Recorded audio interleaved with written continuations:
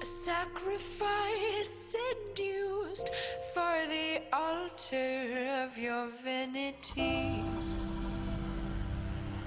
A jealous, hungry God craving praises of profanity. With bedroom dark and dine, and a deep mouth stained with wine, it drinks its fill. It was your mothers, not your brothers, that agreed to feed you poison. This egregious lack of choice indeed seemed fit to join your voice in, with lies disguised as prizes of reason and wisdom, with briberies of finery to weaken any criticism. Can the fly invade the blossom that devours it? A mouth that lies in wait for a gift of life to shower it. Alright guys, welcome back. We are on session 71. So this game is going to take place a month after the final fall of Carthage. After the battle, the final cleanup takes another week to root out all the hidden places, purge the area of hidden structures. The ground is salted, the ritual is completed, Kybeel disappears. Hundreds of vampires are left trapped beneath the ground. In Rome, in the mortal world, they are already hard at work constructing new structures, erecting the captured statues that were transported away, co-opting their gods into the Roman pantheon. In the immortal world, the first Eternal Senate meeting has already experienced a breach of decorum by the newest Toreador members. The one member, her name is Alice Boai. They are beginning to call her Vaca, which is Latin for cow.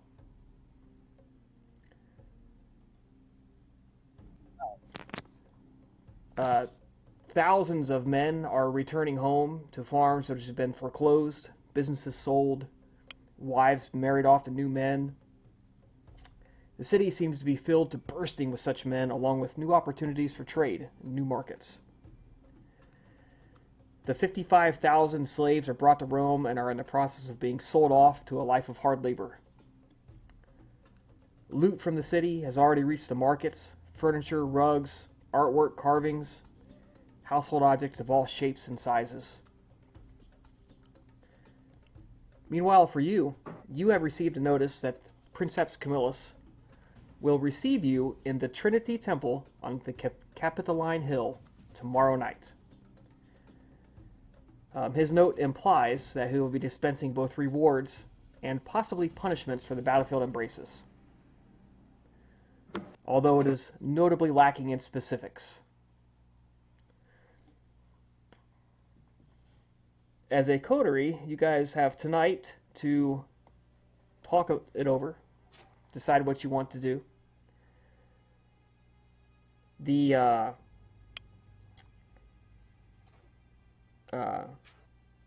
I've just lost my train of thought. Anyways, a little bit of housekeeping. As it has been a month, all of your willpower pools are restored. Aggravated damage is fully healed. The blood pools are full -1, as per usual. And you are free to interact as you see fit. Real quick, for the thing with the loot points and converting it to background, Yes, should that be done if now, you would like or to is do that now, that's not going to take effect until the time skip after this game, but we can do that now. Okay. As I laid out in the channel for the assault. So basically what you will do is you need a number of successes of 3 times your current level of resources, unless you have resources 5, in which case you cannot increase it anymore. So you're going to roll, or your retainer is going to roll, intelligence plus commerce plus your number of loot points. Well, all my retainers are dead, so I guess I'll have to do it myself. And Can what we give it? if you don't have commerce? It becomes difficulty 7.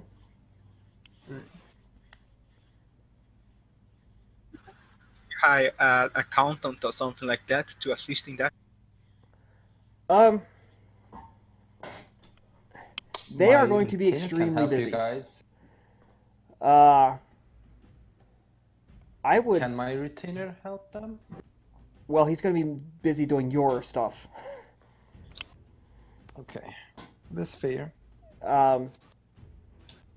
Albina, I think for you, it would be better for you to essentially try. You're going to go from 4 to 5, is what you're shooting for, if I recall correctly. No, I'm not actually trying to do that because most of my Carthage points are going to be given to my sire for Okay. her go to the code to the Right. But yeah, if you're going to resources 5, you need to have a retainer to manage your wealth.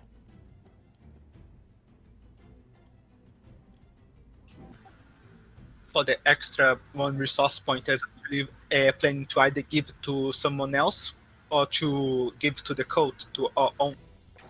You can donate that loot point to whomever you want.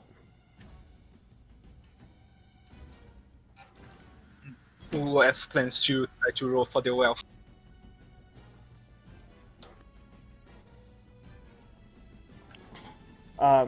Vorpal, Nicodemus, are you going to roll? Yes.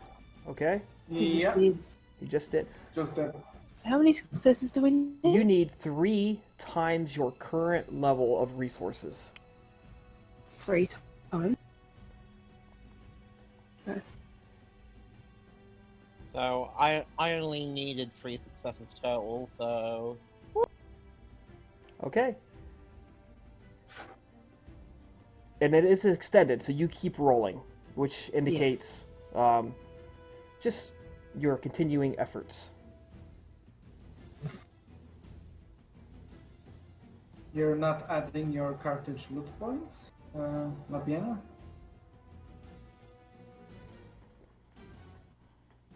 No. Get them nice bonuses.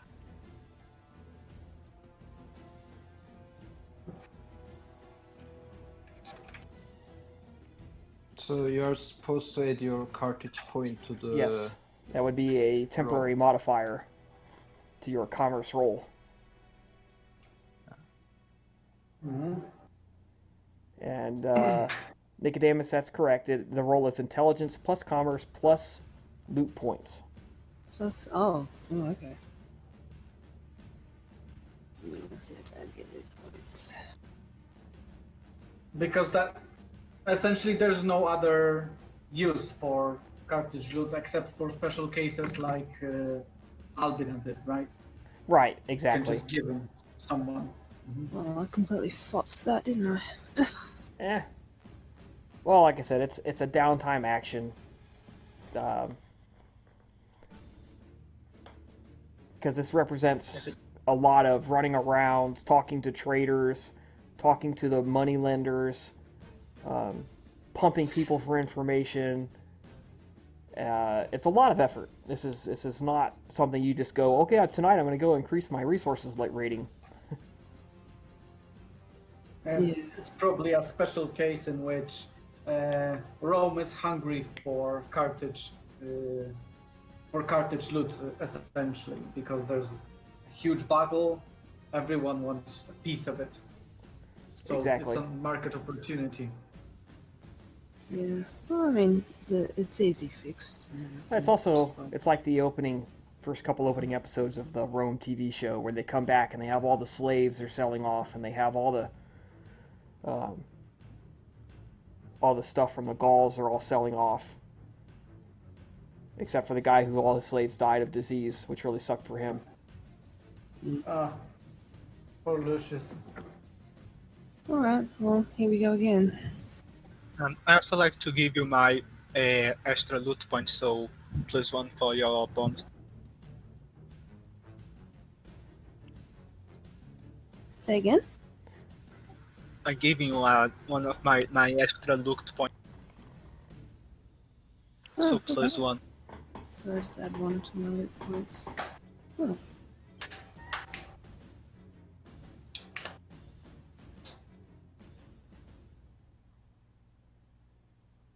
Alright.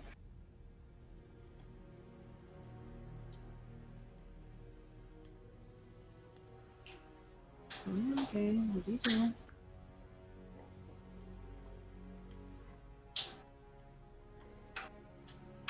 Let's try it again. Oh, maybe not. There we go. That's looking better. So that's 4, 6, 7, 8. I haven't looked at your character sheet, but I think that's probably pretty close to enough.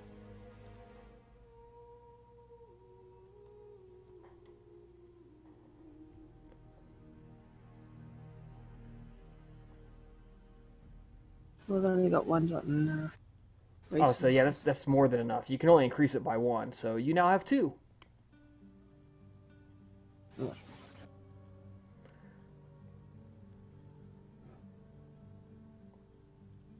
All right.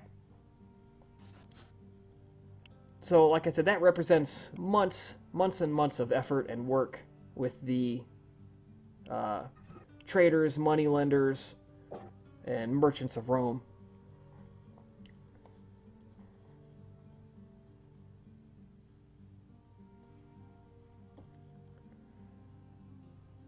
All right, so back to the aftermath here.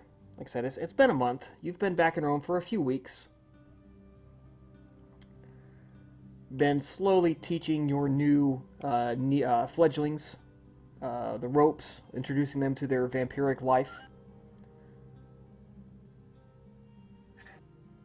You wake up tonight knowing that in one more night you have to go answer to the princeps, the first citizen, what's about your actions. Possibly receive rewards and possibly punishments. Although, I think you all get the impression that rewards are far more likely. I wouldn't worry too much about receiving punishments. But you do have decisions to make. Your patron is dead. Her forces are scattered. The forces that she left behind have already departed. Sold off her villa. Her villa is gone.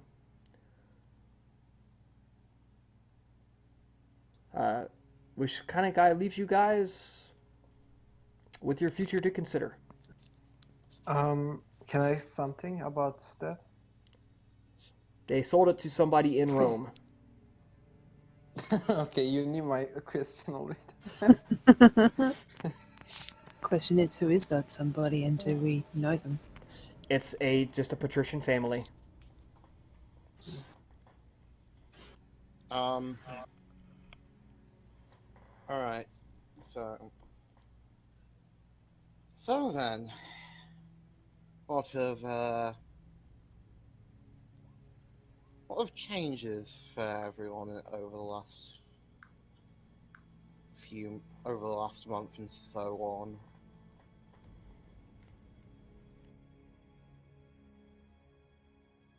Everything. What's It all does your it for you.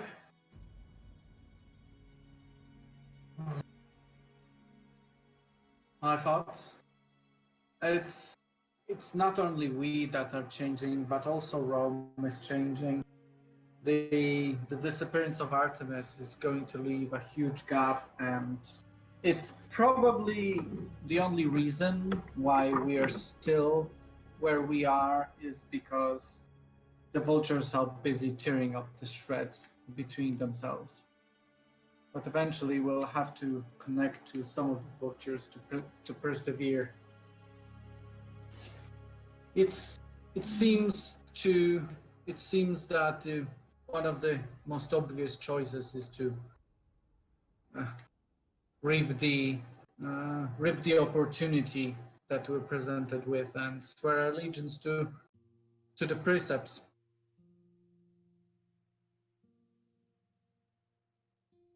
Seek the new patron. I don't think we can, as a coterie, persevere on our own just yet. Hadn't we planned to seek patronage on the fuck, I forgot his name. The Ihanus, haven't you thinking about seeking to service under a partnership?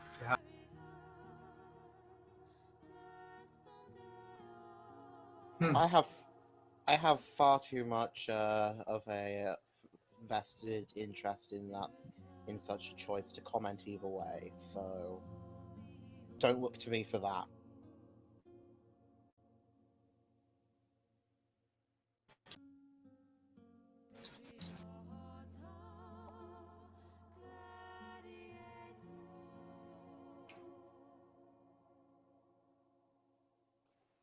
That said, what I will note is that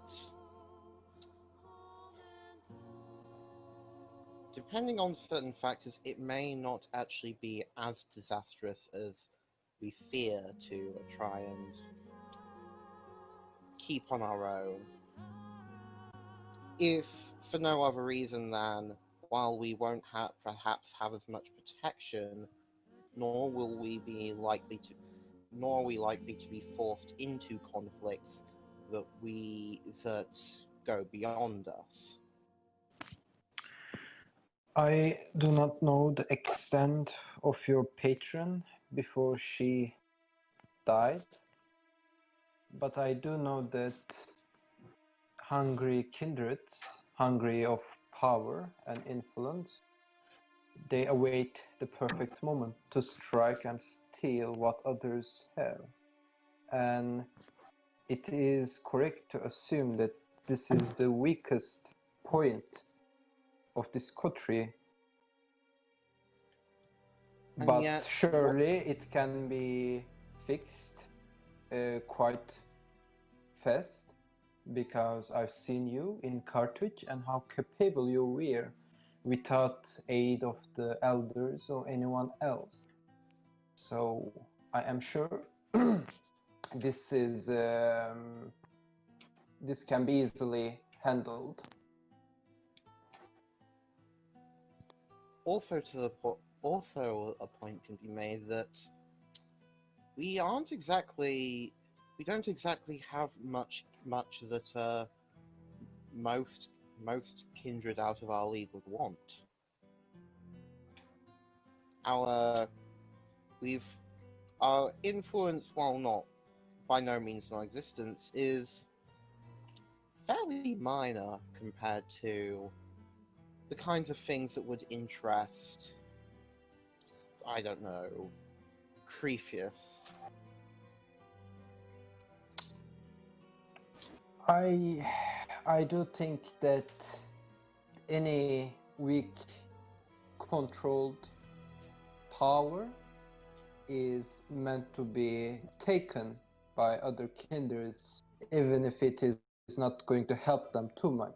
It is just a matter of, well, being stronger. And some of them surely do it as a sport rather than just for the usefulness.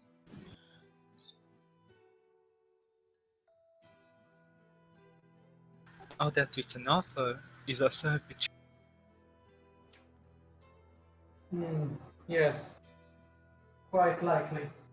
We have to remember where we are.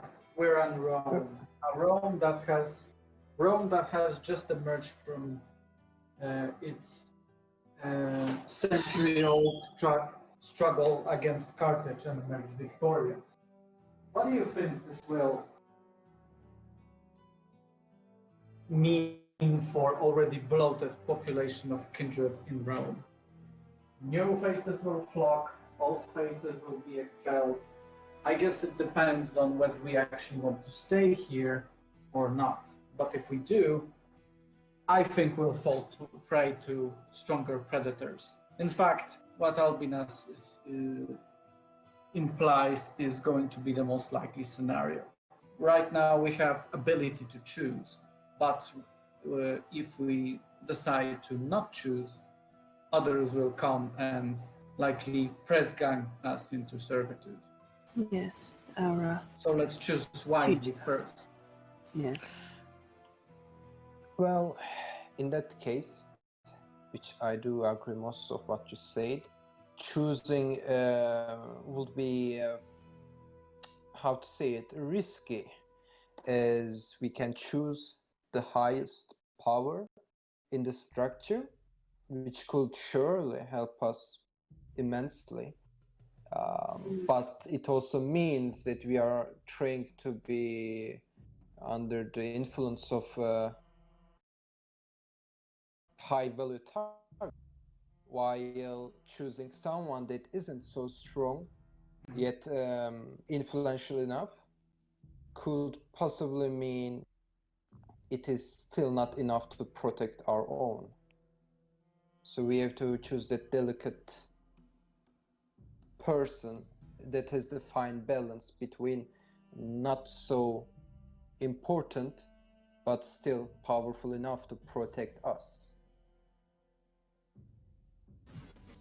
I think that our main concern when choosing a patron should be one that will not seek to exploit us, that will not see us as merely some expendable resource.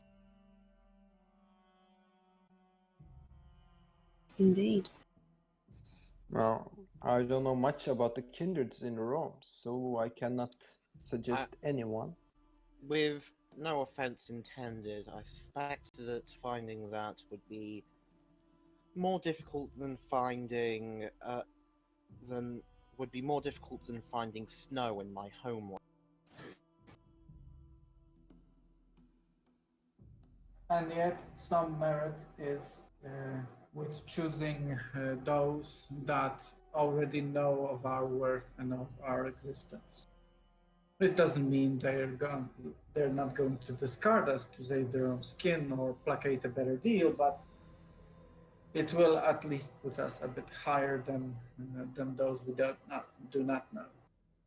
So as it looks like it's either Ihanus or the precepts. Everything else, I don't know. I haven't really made much of a rapport with the others to be recognized enough. Well, we must, I think, well, first of all, I think we do have still 5 years before anyone actually strikes directly at our power base, because sheeming takes time, and of course the kindreds will make sure that it will be 100% successful attempt. So taking the advantage of that, I do think we should take a deeper exploration into the powerful, influential kindreds of the Rome, so that we do know which of them will strip everything we have in the name of protecting us, and which of them will actually seek out a useful, double-sided, useful deal, trade, name you name it. If you're set to go down this path, then it would do well before we decide anything to get a better sense of precisely how we are seen. Mm-hmm. Mm-hmm. Yes, this is reasonable. However, let us entertain a thought, a random thought, that may or may not happen. Tomorrow we'll get to see the prince, to answer to him for our actions, good or bad. On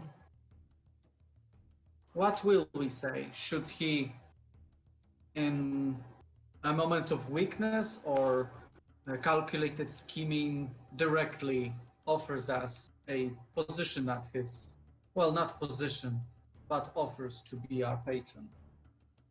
In this hypothetical scenario, what will we say? Let's not forget that it might be one of those once in a lifetime opportunities that are not going to be repeated.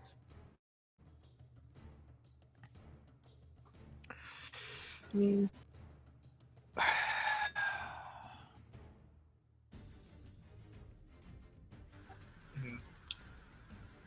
If nothing else, we should not seek to challenge him.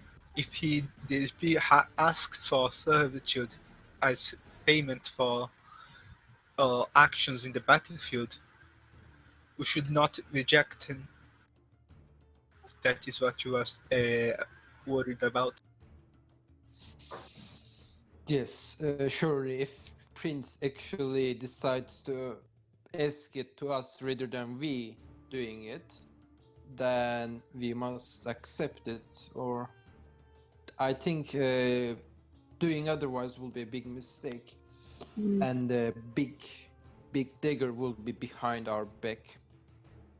yes. Well, ultimately, a decision like that would come down to obviously things that we have already touched on this fair evening about how it is going to affect us in the long run, and whether it would be beneficial for us to even consider such a thing.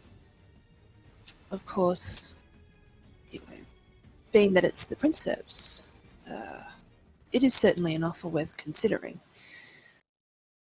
But as kindred, we're well aware that we all have our own. We all have our own things, I suppose. But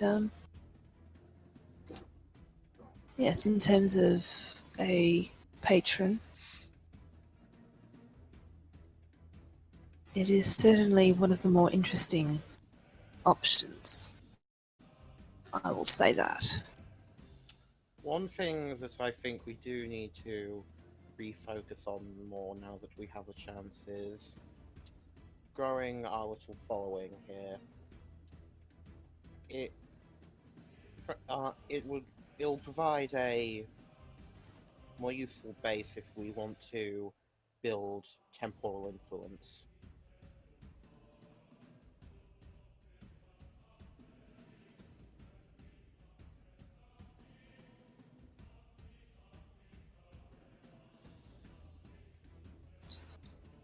I agree, now more than ever. With each change come new opportunities. New people will flock to Rome, and there's going to be, for the lack of better word, again, market opportunity.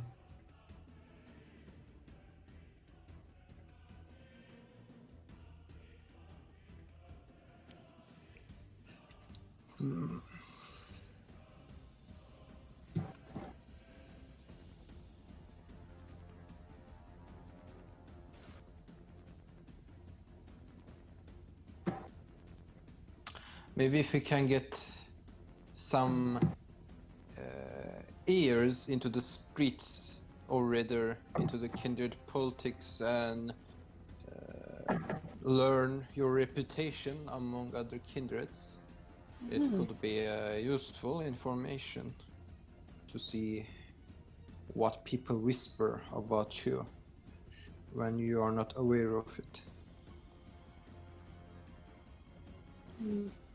And Maybe in a who not- knows? And if we do manage to establish such connections, who knows?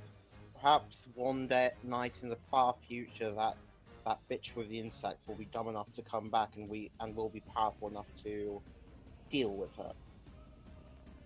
A fantasy, I know, but one can dream. I don't know It's a who you are good talking fantasy. about, but I do think considering revenge is not a privilege we have yet, so we should not think about it at all at this point. Don't worry, we're patient about it. At least I am. Extremely so. Regardless, I think we're at least we at least know we're at least all on a similar we're all reading the same book, if not on the same page at least, so if the rest of you wish to chain yourself to another patron, I will not oppose the motion per se, though I do encourage us all to consider that it may not be the only way. Well, that's surely the case. We can decide to go to another city.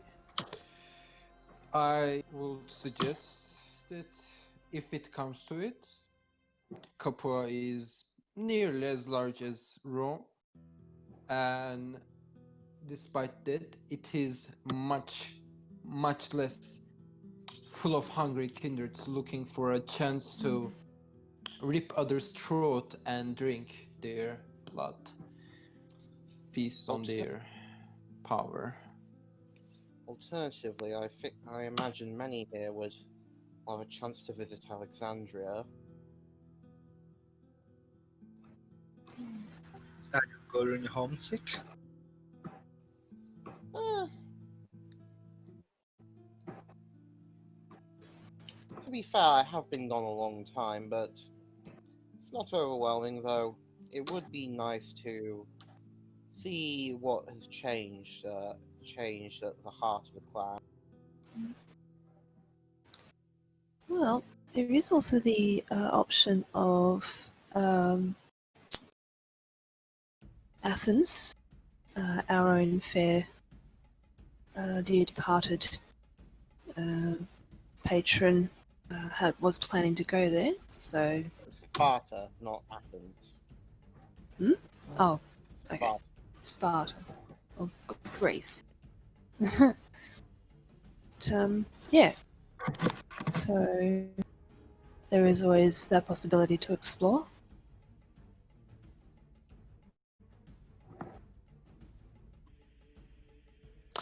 Of course, we have to consider this. If we decide that things are going bad and we can't really, how to say it, compete with the bigger fishes or the small but hungry fishes, then going somewhere else, some other city would seen as a show of weakness, and then it is surely that someone will try to follow after us, or at least make sure that we exist no more before leaving Rome.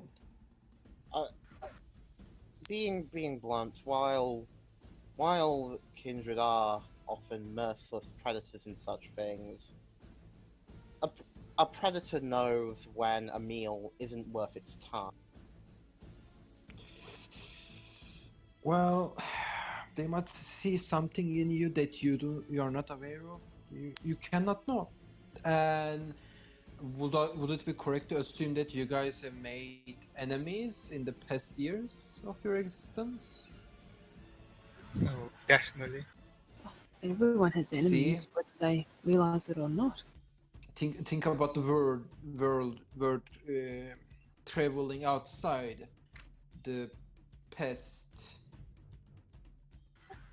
I believe that People there of was Artemis running away from Rome as they fear from competing with other kindreds. Think about that kind of thing traveling to the ears of your enemies.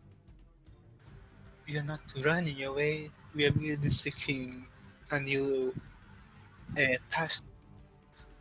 I believe I'm that not saying you're running away, but it might be taken as that. The others can decide that it is same thing as running away, as you get away from Rome and to go somewhere else. They might perceive it as such. Well, perceive it as such. Sorry, go ahead. Oh, so In be such it if ca- they see it as such. in That is such their own case, prerogative. in such case, there's always the option of going a bit further afield, where things are less interconnected. I imagine that any word that word won't be so quick to reach, well, much further than, say, the Gauls.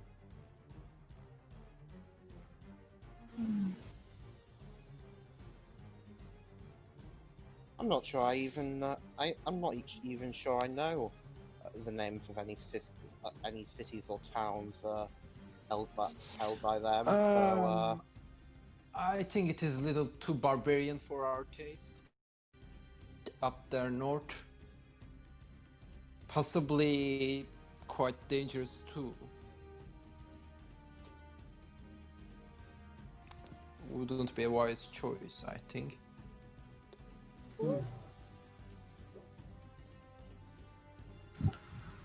If they do try to strike us as we leave the city, then all the better for us.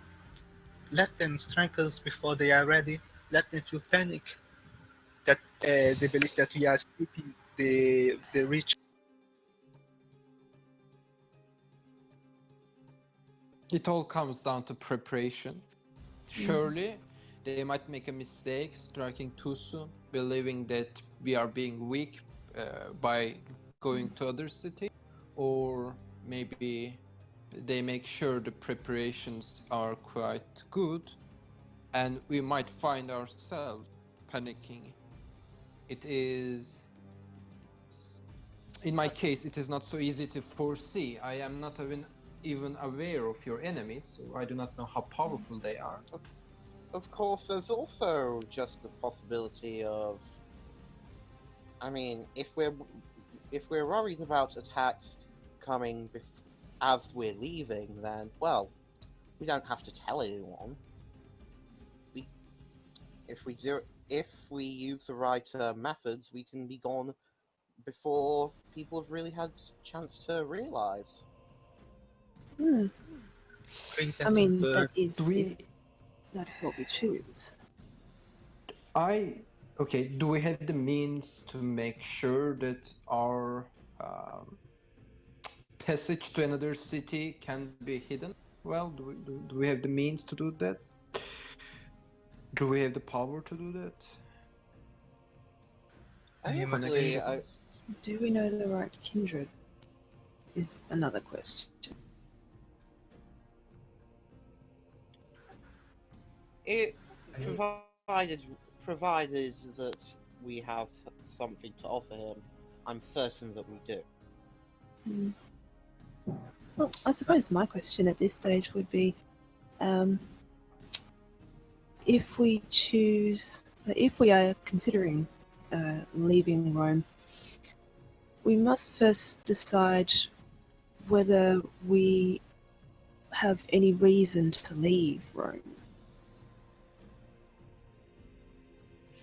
Oh, that's definite. I suggested leaving to another city in case that we do not want to fight with other kindreds to survive. Fight with other kindreds hungry of gaining power. Finally, My personal thoughts are that it's best to keep it in mind as a backup, but I think we should still be able to get some things done here. And besides, I need to at least let these little things, and Hat will motion to like two plants that she managed to salvage from the garden. Need to give them time to grow at least a little. Anything else would just be a waste. I was just only mention that as as you all know, I had talked about potentially leaving with Artemis. Of course, my motivations were mostly purely personal. I had wanted to at some point continue my travel. However, obviously the landscape now has changed for all of us.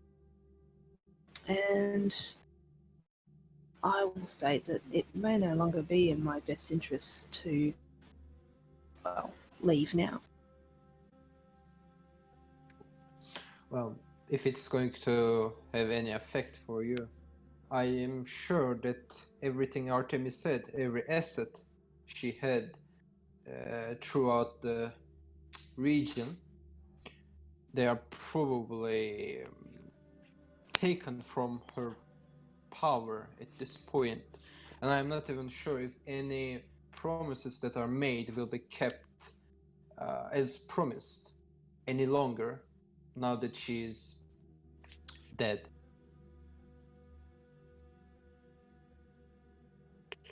I wouldn't trust on that. What promise? What promises? That they leave Any us alone or promises, something? Oh, any that's not promises, gonna happen. We're just free game now.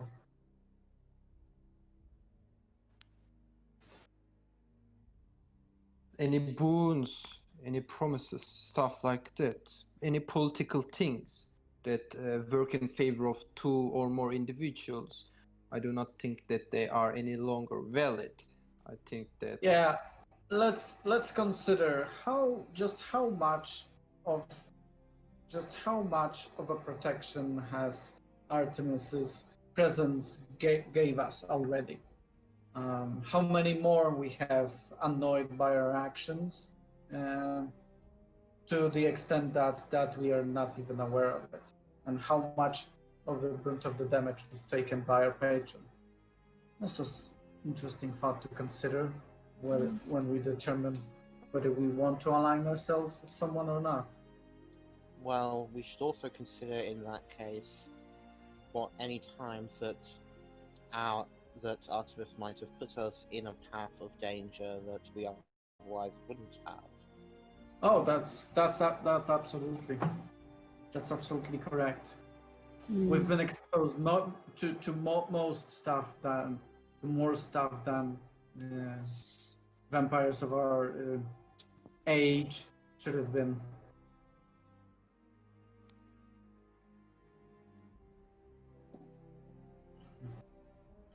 At any rate, I see the plan being sound. We try to scope the premise, as it were. Do some exploration. If tomorrow night is going to put us in a position of choosing, then we know what to choose.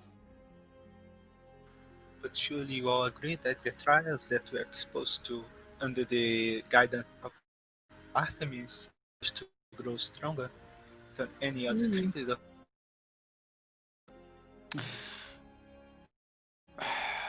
I cannot know the answer of my question, but regards did you grow? It is wise to know ways we lack, what things that as a group, and what things we are good. When someone strikes, they will strike us from our weakness, not from where we are strong. So it might also be wise to actually get a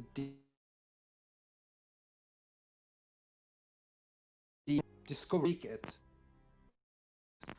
Made many friends, including Methuselahs, like Helen and Artemis Childers. My grandsire,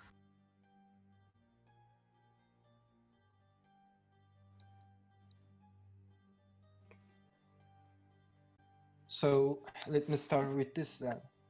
Do we have a substantial domain, or do you have substantial domain, any of you, I mean, as a group or individually? Not a significant amount, it must be said. Out of character, I think we have as a group one. Okay. Which is like So that's which one is thing. like one building. Oh no, we have That's two one dots. thing. We have Okay, two dots, that's so good. that's so it's still one building, but a large building. Yeah. Okay. This is a big building. It is safe, indeed. It can be used to protect us in a condition that requires us to be protected. Okay. Do we have many allies? How many allies do we have?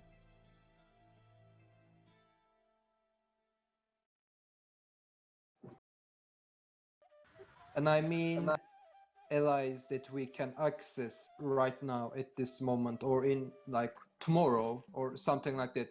That is long-term reliable allies, not just good relationship.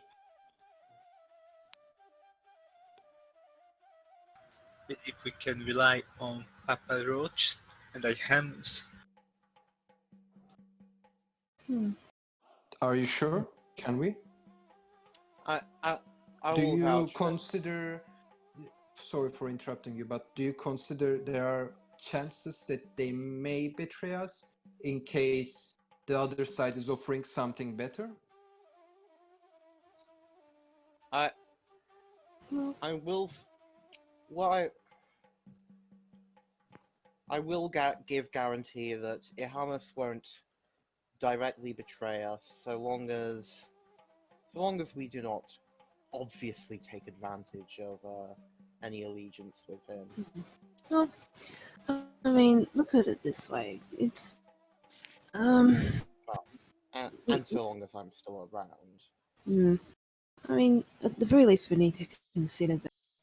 I mean, as much as we can trust, as much as there are those that we can trust, such as Ihamus and Papa Roach, it would be foolhardy of us to even think that, that it's not entirely impossible for anyone um, to betray us, dependent on the circumstances.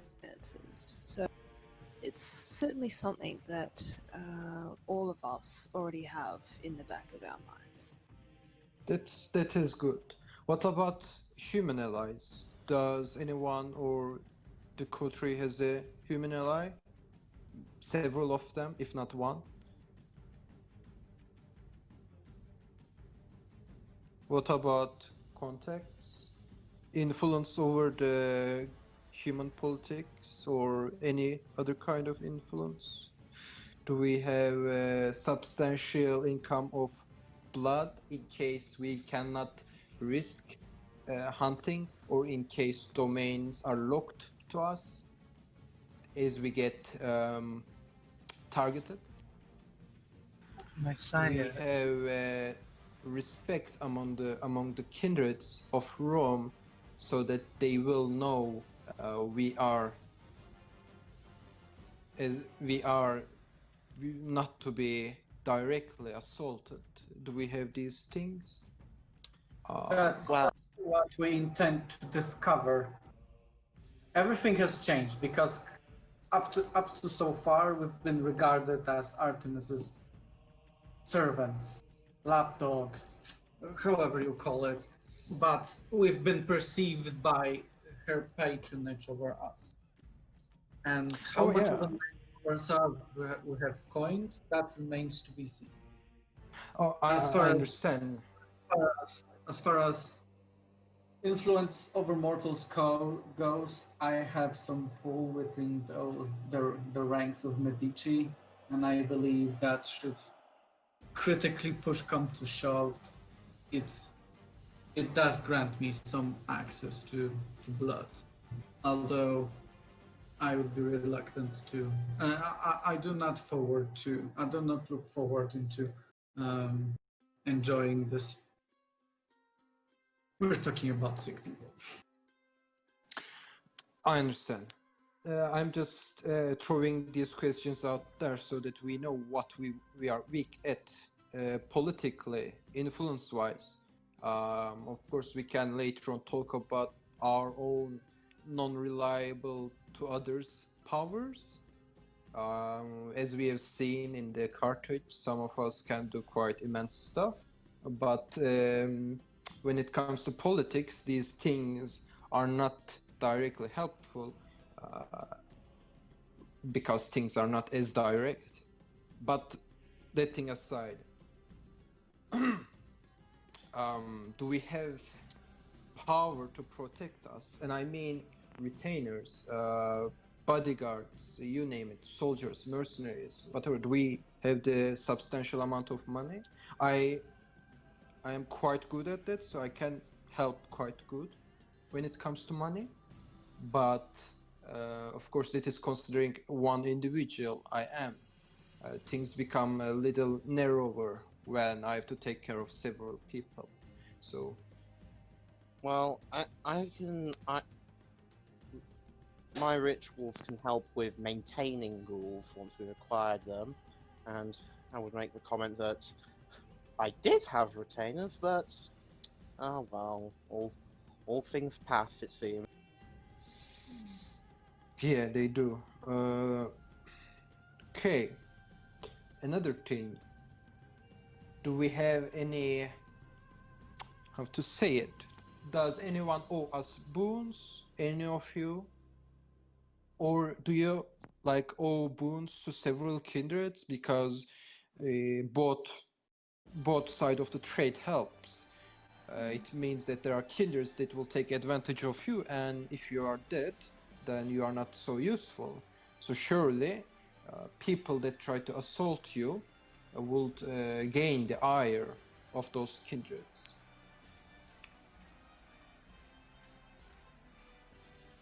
Surprisingly enough, I think we're quite clean.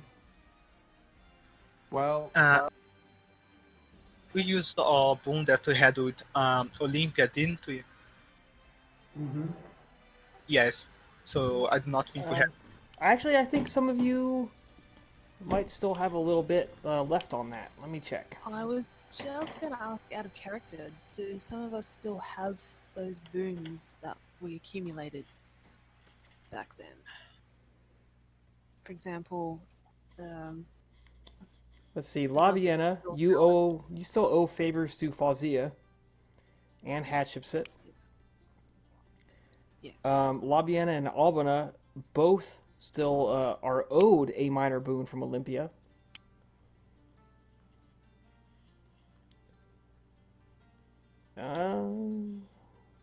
I do owe several boons to Lysander.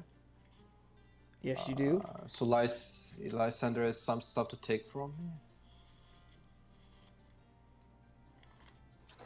Yes, you owe Lysander quite a bit, actually. A major and a minor boon. It is. I wrote that in my sheet. In the bond and boon section. Yeah, that's what I've got written in my notes for you. Yeah. So from this, it is quite correct to say, while we are not the worst at this kind of stuff, political stuff, and indirect power, ways of gaining power, we are still not good enough to compete with neonates, Ancilla, or even definitely elders. Now, let's try to look at our good sides. I've seen you, Albina. You are quite capable of defending yourself in combat. You do have your shadowy things that allow you quite good. That is one thing. I've seen you, Het, that do your mysterious stuff with the weapons. And of course your serpenties, which is also quite good when it comes to combat, defending ourselves. I do have my, of course, physical supernatural powers that I can use. They are not as flashy, but they are useful nonetheless. So I can do some combat. I do know that Labiena does some stuff to our enemies, which I do not know what it is, but surely it helps a lot. And she can swing quite good and hard weapons, I mean. Nicodemus seems to be quite fast and good with throwing daggers. And of course, the obfuscate helps a lot when it comes to hiding and other ways of ambushing. But these are physical.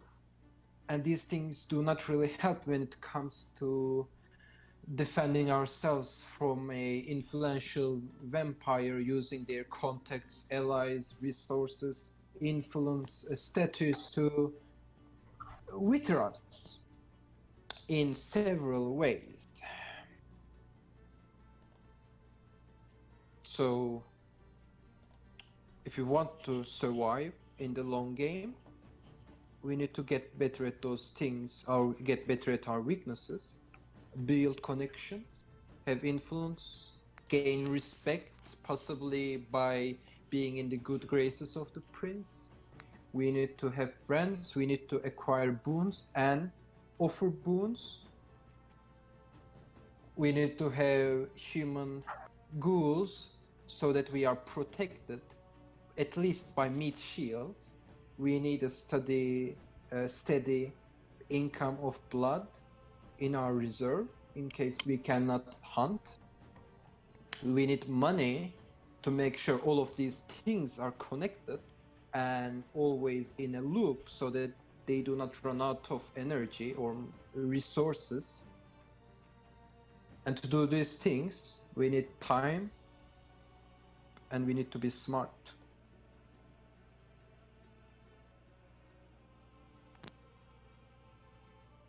So there are two things to begin with, I think.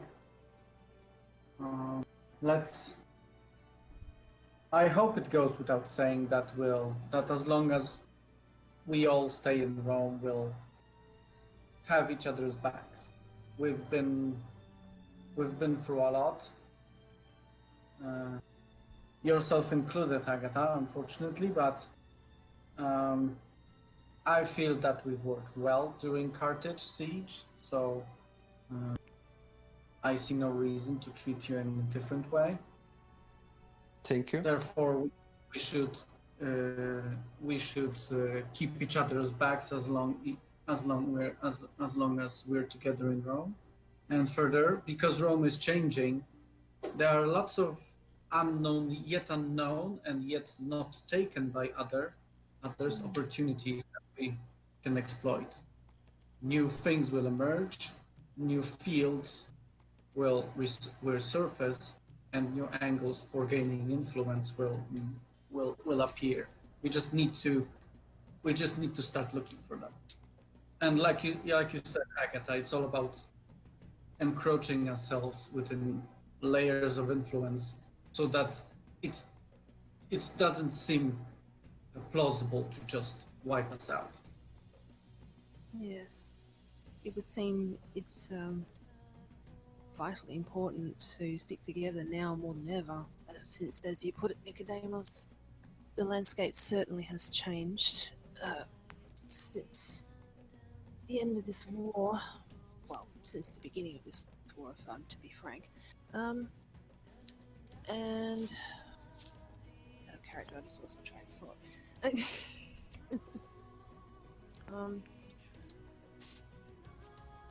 No, but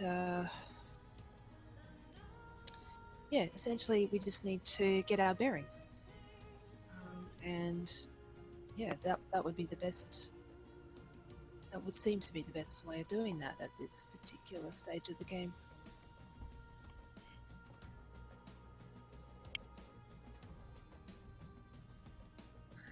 When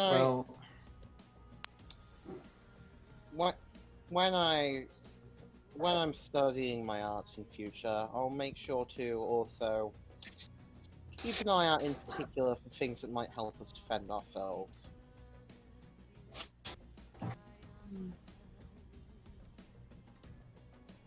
But regardless, there's only so much that we can come to just by discussing without even knowing what's going on. So I think it might be best to go about our business for the night. And that's definitely true. Yeah, we're not some crazy ass Malkavians with absurd intimate knowledge into aspects. Who knows what those guys are? But there is one thing, I think a good strategy when it comes to unknown. When soldiers enter a building, they do not know anything about the said building, and therefore they must take control of it as fast as possible, because if it is under control, then unknown surely won't be a problem. We are right now in the unknown, front of the unknown house. And we need to enter fast, take control of it even faster, and make sure that the unknown won't hit us back hard. That's when Artemis first approaches. We are told that Tryphosa was the one that told her about us. That Tryphosa's visions are the one that brought Artemis to seek us. Perhaps we should consult Tryphosa. What her visions say. Perhaps we can persuade her to guide us.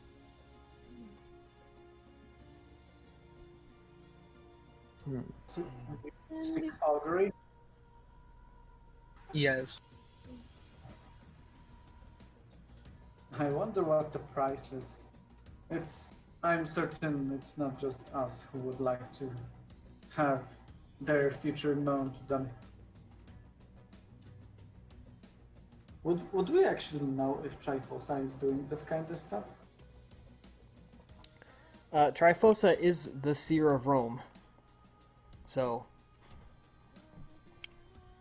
On the other hand, I haven't mentioned it, but talking about going to someone else to get a fortune told, I'm feeling a bit looked over.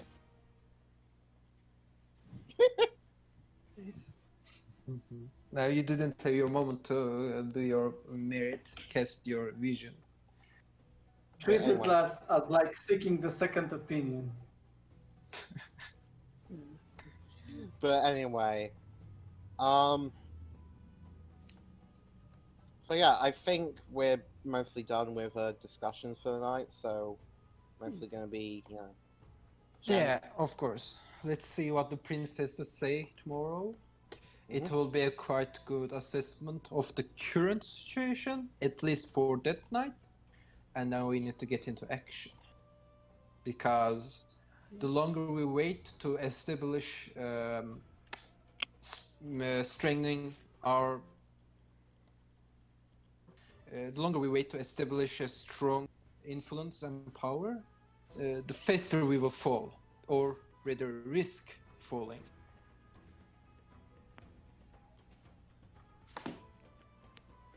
all right. So No doubt Chris, about that. all right. Is there anything you guys would like to do tonight before we skip forward a few hours? Yeah. Would I, considering the looting of Carthage, would I be able to try to buy anything of supernatural nature that any kindred or unaware mortal might be trying to sell?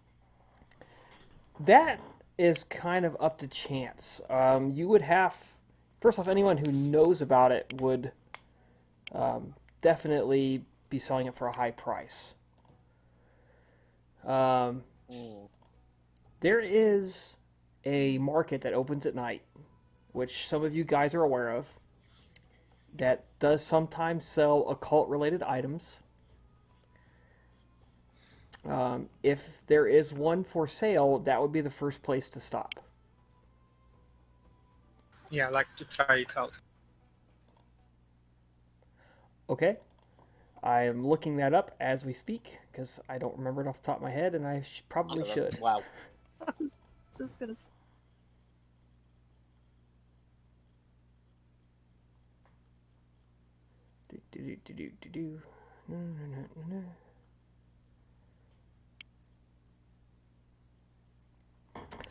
It is the Subura Market. During the day, the Subura Market caters to the poor and the destitute. And at night, it transforms into a market for smuggled It also goods sells and occult items. werewolf artifact. Actually, that is Like- not where you It's guys just met the werewolf.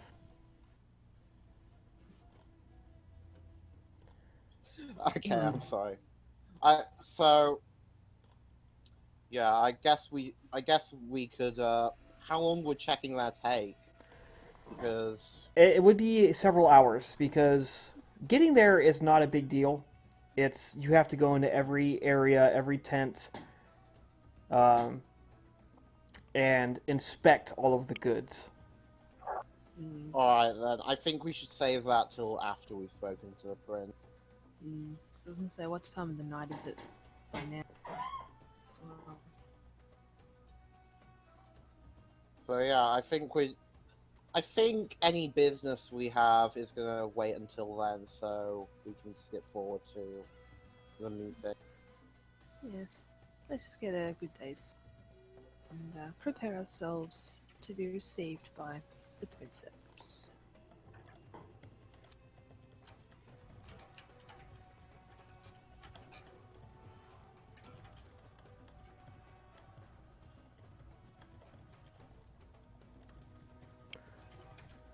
Okay. We will go ahead and skip forward a single night. You wake up, refresh yourselves, bathe in cold water, perhaps. Put on your suitable attire. Summon runners to carry you through the muddy streets of Rome so that you do not dirty yourselves with mud and human filth.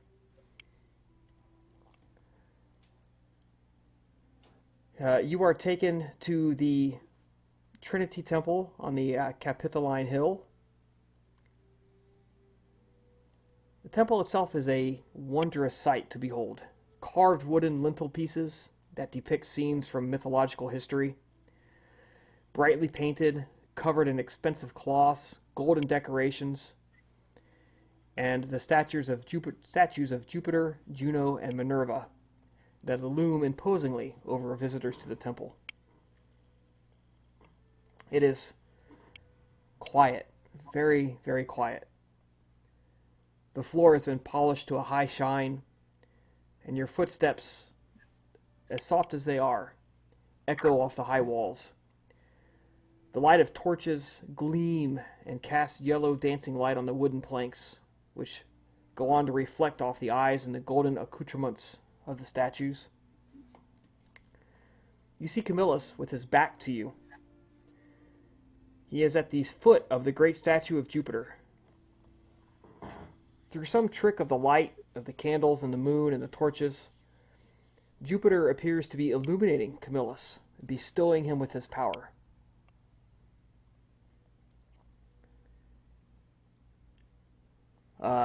As you walk in, you see Lysander and Alethea both emerge from the shadows and approach him as well. And he keeps his back to you, as if he's simply contemplating what's happening.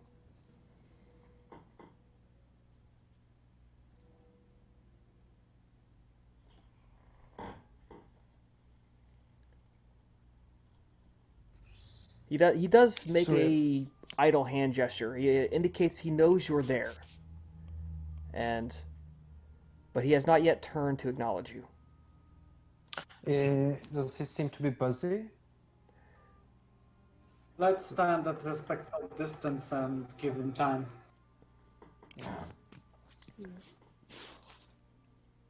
So Labiana would just stop within a respectful distance and, Yeah, wait.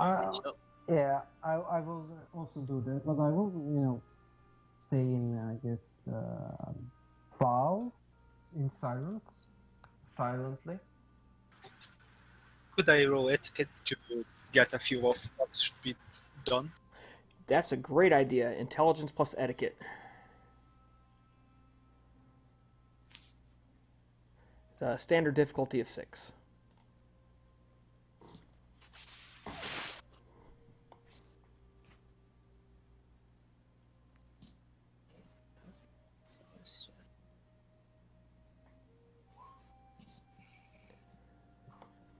Okay, well, just act in the manner you deem best.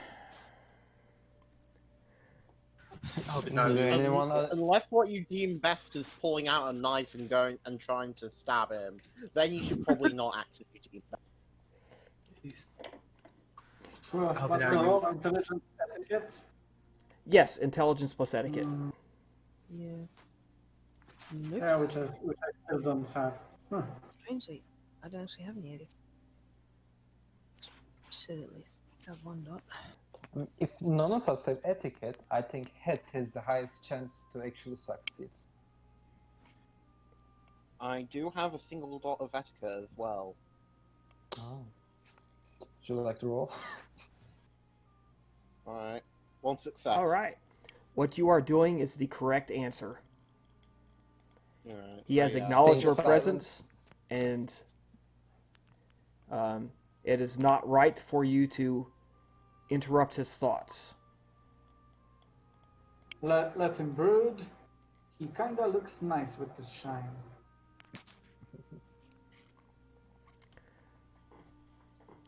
You a Toreador now, Nicodemus? Well, if you are religious, this is To some degree. for those of you with a paranoid bent. There can be no doubt he staged this. But if you're religious, it truly does look like he is being blessed by Jupiter. Hmm. Eventually, he does turn, and he gestures at all of you to come closer to the light.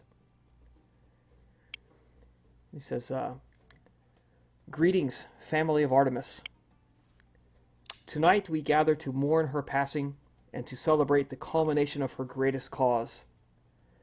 The children of Troil are scattered, their power is broken beyond repair. Never again shall they rise to challenge Rome or us." He looks to Lysander and he says, "The banishment has been officially lifted. Lysander, my friend, will you take your place as my lictor?" And Lysander salutes him, indicating yes. He turns to Alethea. "Alethea, your banishment is lifted. The temple of Diana, Artemis Orthia that was, should not be unattended. Will you take the domain of the temple and see to it that the rites continue?" Alethea salutes Camillus. And he turns to you. He says, "I see that there are 2 new Canaanites to be brought before me. Bring them forth." How can I you bring forth Mercutio and have been new before the prince? Labian will do the same with Tyrannus. Albina Paulus, Labienus Silius, you created these children without my permission. Do you deny this? No, my prince. I do not, my prince. Given your actions on the field of battle, your history with the city, and the death of your patron, I can hardly blame you for wanting to preserve some form of legacy. So, do you agree to take full responsibility for these fledglings, to guide them, teach them, and make them a full member of our glorious society? Yes, my prince. I do, my prince. Then it is forgiven. Consider this to be my gift to you. Thank you for Hatshepsut. your generosity. Yes. I'm sorry, go ahead. You're just going to say thank you for generosity, my prince. Labiana bows humbly. I thank you, my prince. Hatshepsut, I was told that Artemis had gifted you some crossbowmen to your guard stable. You entered Carthage with them, yet I hear they never left. Indeed. There was some unfortunate events, and they did their duty more than adequately, I'd say, but they won't be able to do it again. Well, you have my permission to work with Lysander, use his contacts, and find suitable replacements. Your average crossbowman off the streets will not be enough to fulfill those duties. Thank you, Princeps. Nicodemus, I can see you have suffered. I can also see how you look at your ghoul and how you dote on him. How old is he now?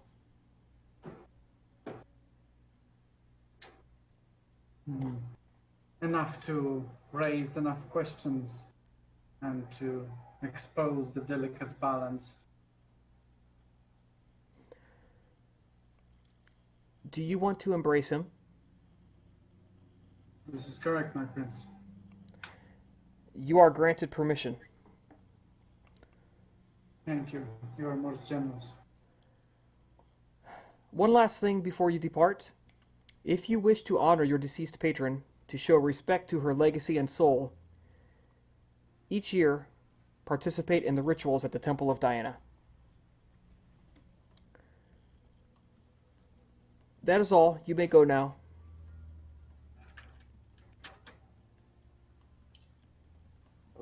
Of course, Princeps. Thank you. Thank you. Thank you for receiving us, Princeps. Thank you for for seeing. Thank you for your wisdom and your grace. I hope the forthcoming nights will be fruitful to you.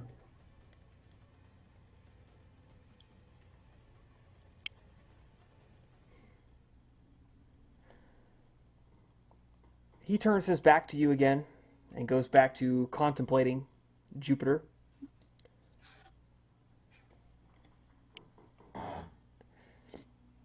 This is your chance. If you're going to talk to him, now is the time.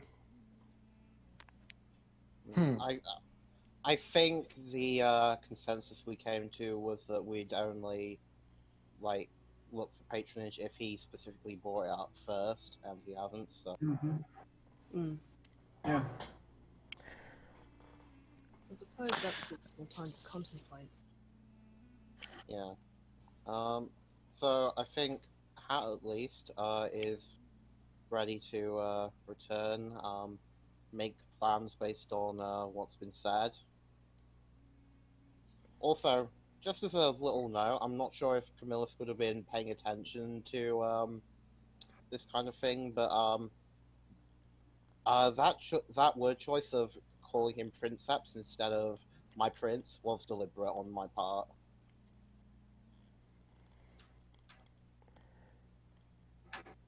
One thing,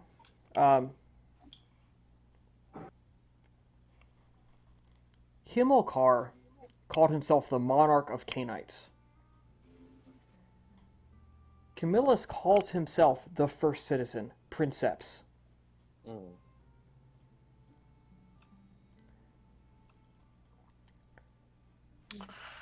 I have a question out of character.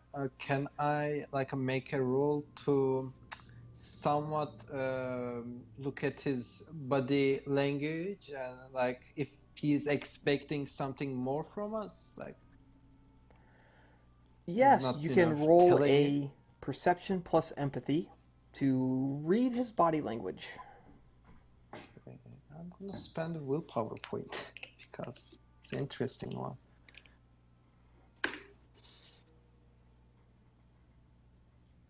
That's 3 successes. Okay. You seem to have caught him in a semi-vulnerable moment. He's not trying to conceal anything, I'll put it like that. Okay. He is, with 3 successes, you saw there was something in his eyes that spoke of grief, pride. His shoulders are back and proud.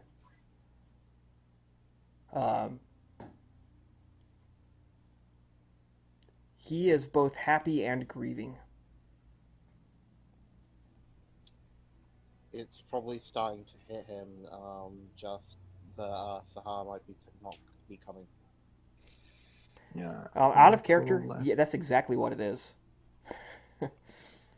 In character, there's a lot to it. Yeah. Okay, yeah, that answers my question. But he doesn't expect anything like directly from us, like kind of act from us. I mean, like approach to him with something, or No, normally, if you Uh, have no status, he would not even talk to you. Like I said, so this is your opportunity. If you're going to say something to him, now is the time. Yeah, I'm gonna take the initiative. I do want to, while from where I'm standing, I do want to just say, um, my Prince of Princess, may I have a moment to talk with you? Why, yes, I suppose. Um, are we? By the way, are there other people kindred here? Other kindred here, like dozen of them or No, more? it is empty. Okay. Um, as I know that I am a bruja in Rome, and I am very new to the city. I do wanted to say that I'm looking forward to a chance to prove my loyalty to you, my liege, and to Rome, so that there is no doubt that I am disconnected from past, now destroyed Carthage. That I never had any loyalty to that civilization. I never meant to betray someone or anyone.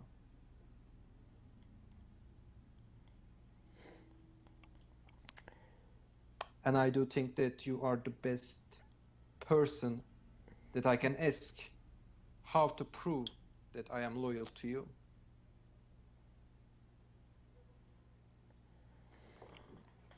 I will think on it.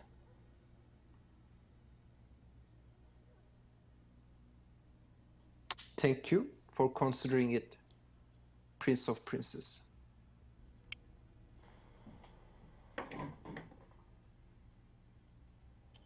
um, Hat is going to leave, with appropriate, you know, farewells and so forth, and not like steam off ahead, but like she isn't necessarily going to be just like loitering around, as if listening in on the other conversations. I'm here, the party. Yeah, same.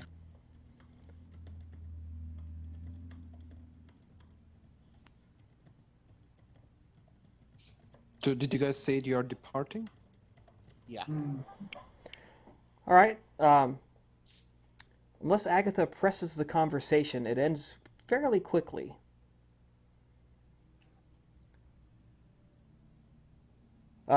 I will I don't note press. that Camillus exhibits no sign of being uncomfortable with you. He is not tense in any way. He does not act as if you're going to strike him or attack him. He is utterly confident in his power and authority here. In other words, this is our chance. Let's do it. No. Do it! Attack, Nicodemus! Throw your dagger! Flaming swords! You're the rebel. You should be doing it. No, Well, I play the long game. No, just evidently, she's already sold out. So Either that or Ainana's obfuscated and waiting. yeah, that is actually a good bet as well. But yeah, anyway, as we head back, just no, that was a little different than I expected. I will admit.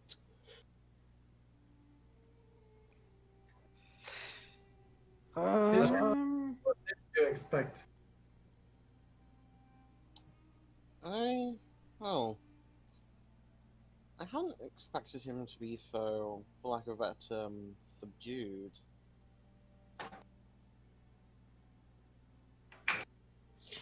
I think it is just proof of a huge storm finally ending.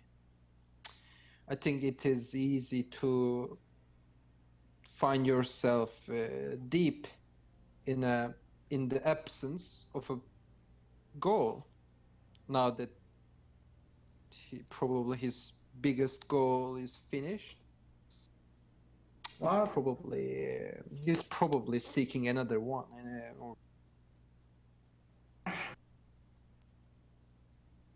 What? What? I think a person with this kind of goal with just this kind of goal, would have made it this far. I'm sure whatever is in his mind, he already planned way ahead. For Rome, I'm certain the future is just starting. And Carthage will just say stop. Well, it might be true, but what is even more true is that we should get into work now. Oh, yes. Because he did not offer to take us as a part of his liege, or you name it, patronage, whatever.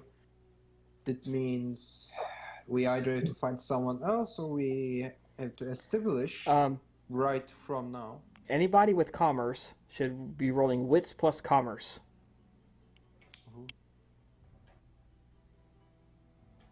Anyone with commerce? Yes.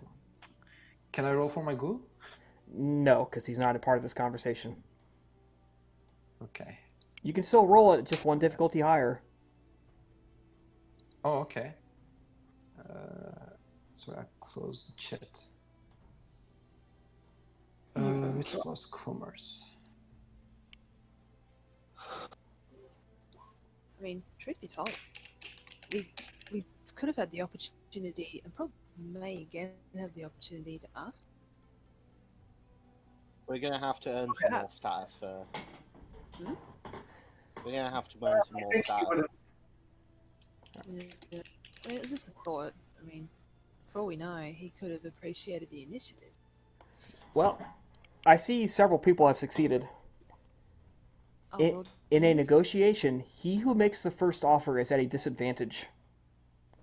Ooh. There you go. If you're wondering why would he extend his hand if it puts him at a disadvantage? That's true. Yeah. It is we who need him more than he needs us. Yeah, I mean, surely. Well, if considering all the things we need.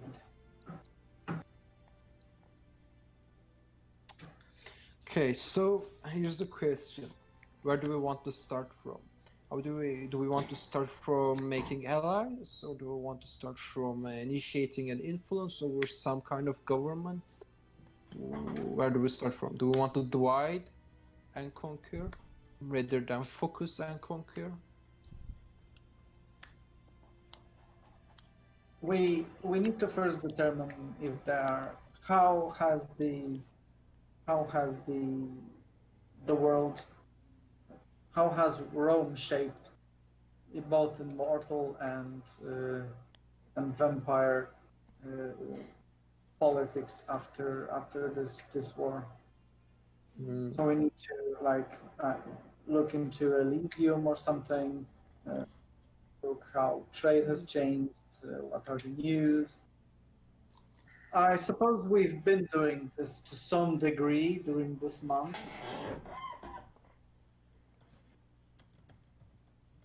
But nothing specific. We need to start talking to people, getting the lay of the land. And Elysium probably would be our best to start. Yeah, Elysium will be a good way to see other kindreds in the city.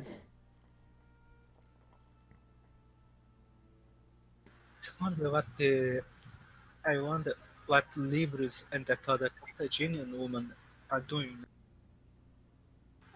We could. They might be also good contacts to have. After all, they likely be the ones that they're likely some of the few contacts that they have that they can turn to. Mm, that's not a bad idea. Let's see what our uh, what our contacts and our friends are doing.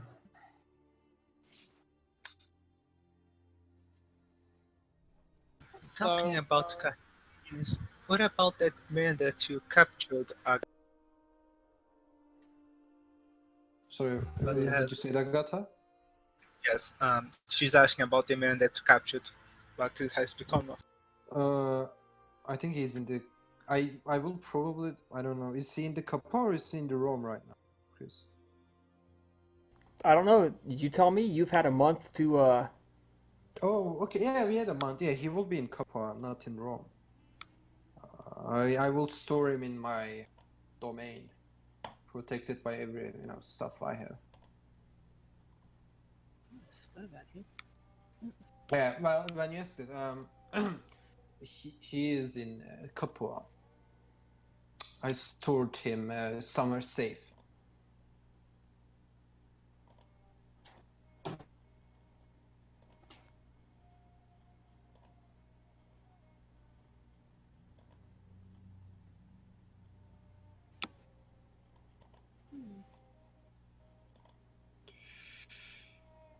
Well, I do suggest we go to Elysium, but it is not the wisest thing to go to Elysium, all of us. I think it is fair to say we can split the team while some of us go to the Elysium, the rest can do something else. We have to be fast, as I said.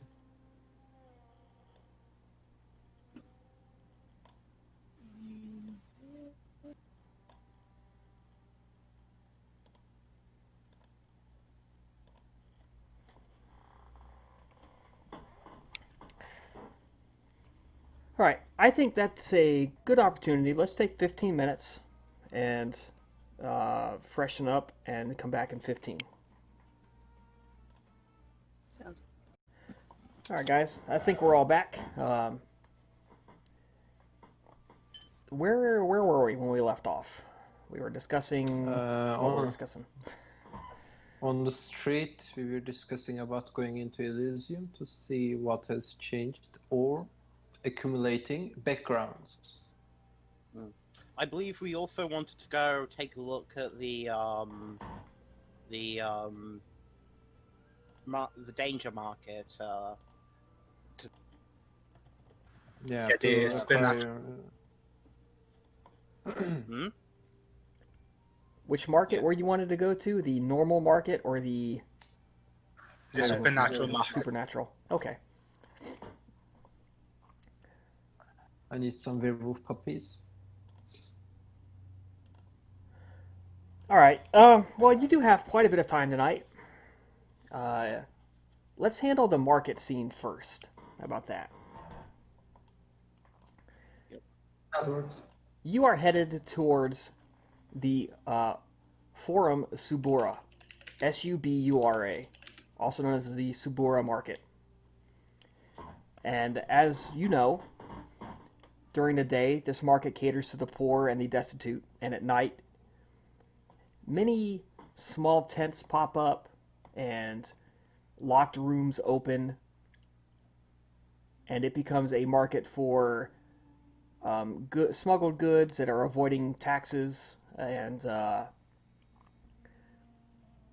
stolen stuff from other cities and rich houses, and the small occasional occult tent will pop up, or occult office will open, and you can buy your ritual goods here, your black candles, things like that you need, specialty beans prepared. You can get commissions here. You can commission certain things here. You can ask for certain goods to go out. So Consignment, I believe this is. It's called. You can obtain goods on consignment or sell goods on consignment. So this is how should I put this? It's not dangerous for you.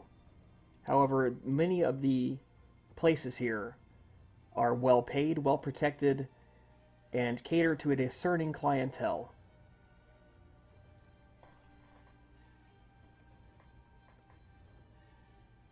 Unfortunately, this is not Rome, Amazon, and you can't just go buy whatever you want here. So sometimes they have it, sometimes they don't. It just takes. Sometimes they'll never happen. Sometimes it just takes time. Okay. So who is How do going you- to the Subura market? Albina? I would What like will- to go with Albina. Albina, Agatha, who else? Yeah, I guess Labiana will. Labiana. Labiana, you've been Venture here this time. many times before. Nicodemus will come as well. Okay. Who knows? Maybe something will pop up. Nicodemus, Agatha, this might actually be your first visit here. Surely, Hatchet's been here before.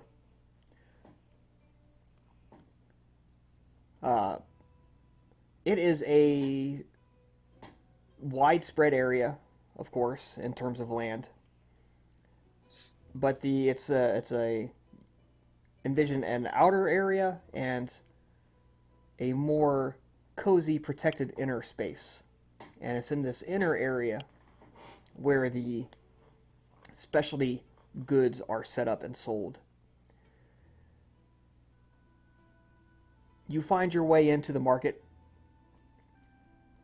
It is quiet. There are general small sigils placed out where only those in the know would know what you're looking for. You guys can roll perception plus occult. You are looking for certain occult sigils that are placed out to show that they are selling magical stuff here. Is there aspects is stupid here? Probably. It's It's crowded, actually right? it's actually decently quiet. They don't want to attract too much attention. Is it like noticing it? Right, Oh, you no. are looking around doorways, checking tents, looking for medallions hung up. What's the difficulty? 6.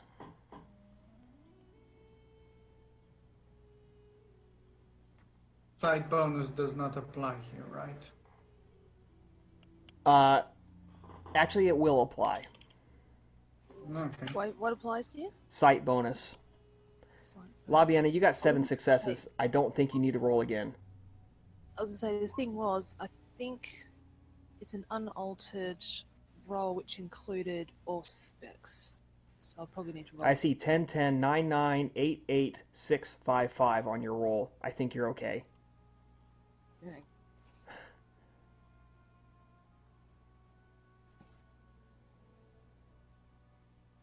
Unless you have... actually, you rolled 9 dice for there. I'm not sure why you rolled 9 dice, but... That's what I mean. Just inadvertently. Anyways, I realised see- it included I see 3 from Albina. I see 3 from Agatha. I see 4 from Nicodemus. I think we're okay. I'm back. What happened? Nothing much. Alright, you see there's a couple of tents set up with a small sliver of lantern light coming from them, and a one of those mud brick and wood buildings is set up here. And during the day, this probably functions as a fish area. They use the smell and scent of the fish to cover up whatever it else is they're selling in here at night. So it is a very strongly rotten fish gut odor emerging from this building. it's particularly convenient when they need to sell illicit black market fish.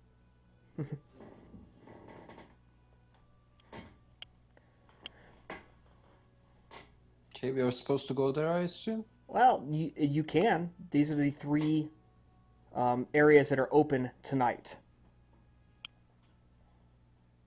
Okay. Rotten fish to repulse humans, but not supernatural creatures. Let's head in together just in Or- case. Repulse those who don't already know they have a good reason to be. Mm-hmm. Indeed. Oh. Okay, you guys go in. Please make a wits plus etiquette roll as you enter. Oh man. It's plus etiquette. Or you could roll wits plus legerdemain. I'll let you roll either, whichever's better. Ah, fuck, it doesn't make a difference. I think it does for me. Okay, what should I name this one? This is to give the appropriate signs and greetings. Oh, Nicodemus, you still have a wound penalty on yours. You can get rid of that. yeah. Oof. Let me just roll one more. You said etiquette, Yeah. which is 0, so difficulty +1. Let's roll. Okay, so that's 3 successes. Yep. So, Albina and Nicodemus are good. I haven't seen Labiana's roll yet, but It's coming. Oh, it come now. Okay. yeah. Yeah, my roll There you lagged, go. so that's why there's 2. Ooh, oh no. That's a bot. That's the botch. All right, you guys come in. You are giving the appropriate signs and greetings. And there is a... when you enter this stall area, there's a small candle and a small lantern, and there you see a guy standing there, and he's got a crossbow, and you catch the unmistakable glint of silver tips. And as each of you enter and give the appropriate greeting or hand sign, Labiana is the last to enter the tent, and as she walks in, she kind of trips and stumbles a little bit, and her mask pops off, wham, hits the ground, exposing her desiccated face to the shop people. Fuck. Is it possible Are- to notice this and stand in front of her to obscure her visage? Was it too late by then? Just Well- just stand so they have to look at me. You're going to make a dexterity plus brawl roll. And what you're going to do is, since you asked the question, and it's a great question, you step up and you grab the hood of her cape, her cloak, and you just yank it over her face to conceal her visage. Okay, let's try that.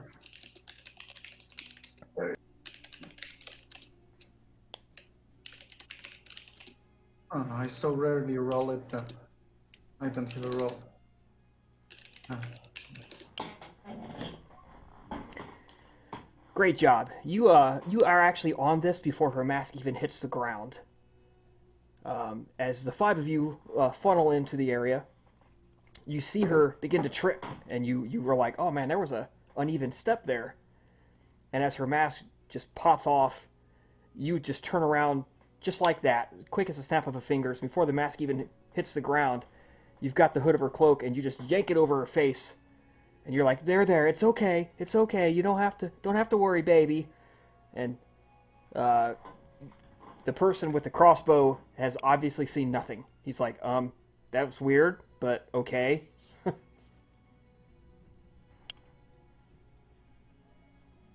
Okay. Ooh, nothing happened. Let's continue on. You pick up the mask, put it Cool back and on. steady. It's all good. Phew. The guy with the crossbow is casting the stink eye at La Biena because she does have that eerie presence, and he's also attempting to cast a second stink eye at Albina because she's cold as fuck, and the cold rolls off of her in waves, and they're not used to this. As the On the other guy, hand, you can't properly fix it on her because she's also scary as fuck. Yeah, so yeah, he's doing he lowers the crossbow. He is not pointing it at you, but he's doing his best to keep an eye on both of you at the same time. Fabian is used to this by now.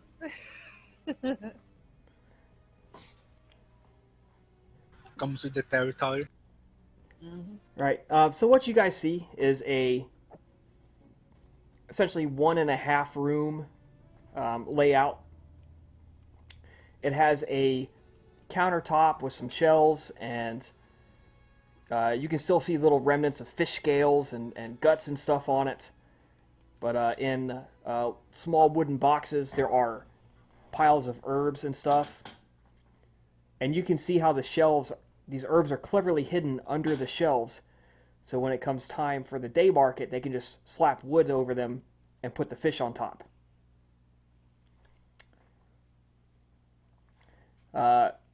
There's little trinkets, medallions,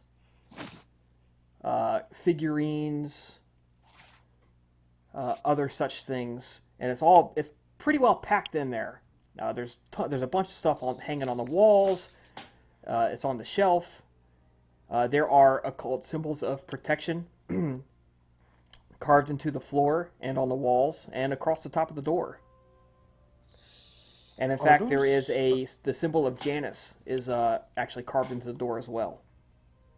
Yes.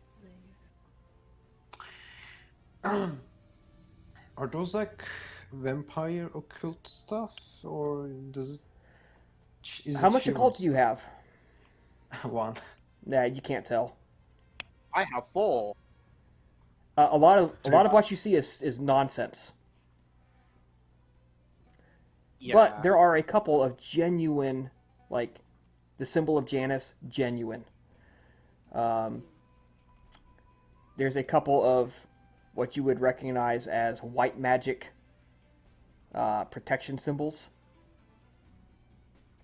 You don't know if they're actually powerful. You don't know if they're the equivalent of a ward until you touch them. Which I'm not eager to do. But they are there. So the people running this stall are not complete morons. But they are not, they're not mages. They're probably like there are probably strong people, individuals behind them. So yeah. How much of this does Fabian recognize with 3 dots? Probably most Quite a of bit of it. You definitely recognize the white magic stuff. There's quite a bit here that you don't understand. Could be foreign gods, could be weird mortal stuff that you just never studied.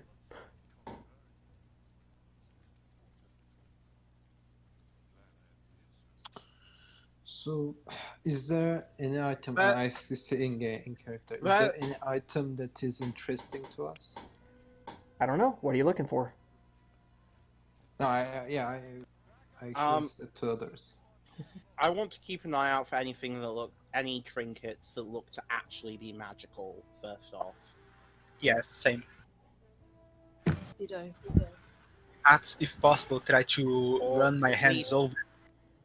Or at least could reasonably be believed to actually be magical, aren't obvious fakes. There are a number of obvious fakes. You with 4 dots of occult, you know that there's some shit here that is worthless. That's not to say these people are scamming people. But they totally could be scamming people. I mean, let's be honest. Like, yeah. But also, they could just not know themselves. Correct. That's true. Yeah, this is. I mean, yeah, there are huge superstitious folk here. So The scammers typically don't hang out here. That's the thing.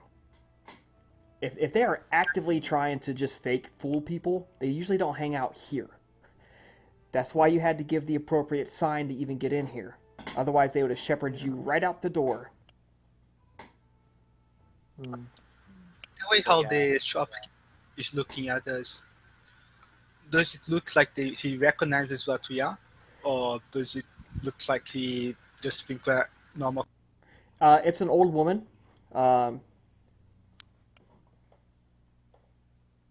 She kind of hunched over a little bit. She's leaning on the counter like she's having trouble standing up. The guy with the crossbow is considerably younger, has much steadier hands. They haven't reacted negatively to you. They haven't gone Strigoi! Oh, Strigoi, kill them! So that's a good sign. Would this be the kind of place that would stock, things for, not that they would know it, but things that Labiana could use for her rituals? Yes, this is exactly the kind of place you would go to. Again, they're not always guaranteed to have it. Like, herbs are not always in season. They get sold out. I'm just thinking it's a good opportunity for Labiana to kind of stock up a bit. So, all right. So, Hatshepsut, I would like you to make a perception plus occult roll at difficulty 8.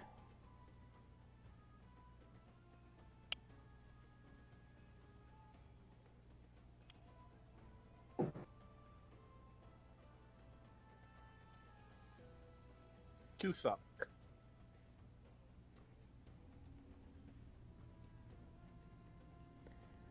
My connection to the server has been interrupted. Oh, so is mine. Rah. All right. You can do this on roll 2. Oh, it disappeared. There it goes. 2 successes. Okay, you are thumbing through all that. If you've ever been to some little kitschy shop that's got all the freaking keychains and stuff hanging on one of those little turn racks, you know what I mean? That's kind of the deal you're looking at here. You're looking at all this shit on the walls, and there's leather strips and there's little polished bronze pieces, and you're looking through them and you're hearing the little clinks and clacks and clicks as you're jingling through all this. And you come across one that is the Eye of Ra and the Eagle of Horus.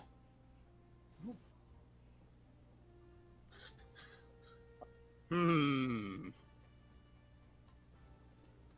going to look at that more closely, see if I can figure out what it's meant to be, if it's meant to do anything.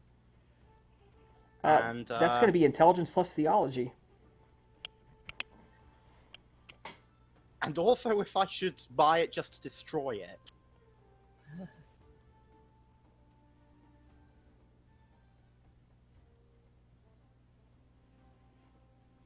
Difficulty 6 or 8. You're Egyptian, 6.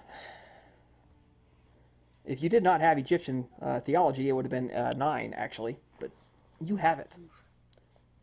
And This is a amulet of protection against evil magic.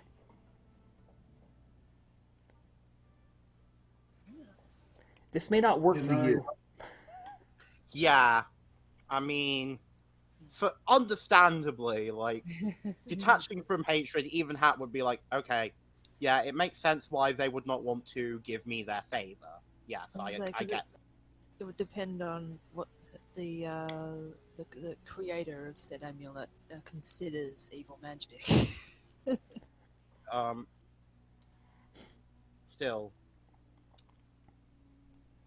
studying it further could potentially give some sort of insight, and if not, well, getting it would mean one less trinket potentially in the hands of an enemy. So yeah, I'll look up with this one and say, how much for this one? Oh, that one, very rare. That one is very rare. 1 gold.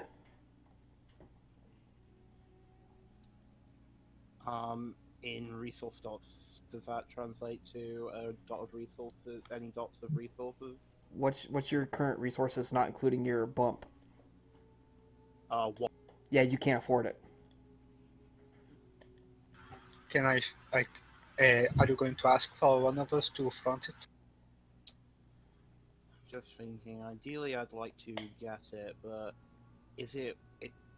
I don't think it's worth going into. It's not worth going into debt for, but Though on the other hand, who is it that owes me a minor boon again? I believe think it's- Olympia.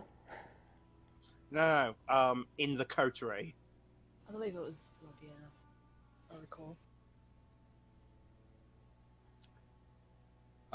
Wait, Just I thought we never did actually in Kotri boon owing stuff. well, it's noted down, but okay. Believe me when I say Albany can afford this. Yeah. But Th- just ask it. This is literally pocket change for Albany and Agatha. Fair enough. Would it be So yeah, how will just Come look on, over just to... say it. I buy it for it. She's just waiting to see the words out. May I buy And give some... it to you.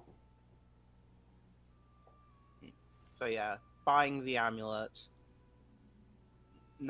After that, there is one other thing that I'm going to keep an eye out for, and that is texts and tomes. Are there any? Right. Well, one thing you know for sure, there are no texts or scrolls of any kind in here. Ah, okay.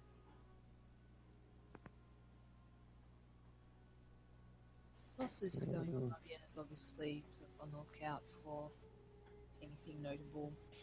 I suppose in terms of, especially this pater and the like. I will like to look for like some kind of special weapon if there are any. There are no weapons here. Oh, well, except for the crossbow that he's holding. But... Yeah, that's not for sale. It's not for sale. Yeah. I would like to buy your security, please. Wait, what? And I would like to put a crossbow bolt right into your fucking right between your eyeballs. Which one of us is going to get what we want? But final thing to look out for is anything, whether actually magical or not, so long as it's not complete nonsense that might be connected to Lilith. Nothing here. Yeah. Albana and Nicodemus, you guys came in here with the goal of looking for Carthage-related stuff. There's nothing genuine. There's a lot of stuff that would fool an idiot off the street. But Is there anything? if you're like, I want the golden text of, or the golden statue from the Temple of Ishtar, yeah, it's not here. Is there anything vampiric in nature? No.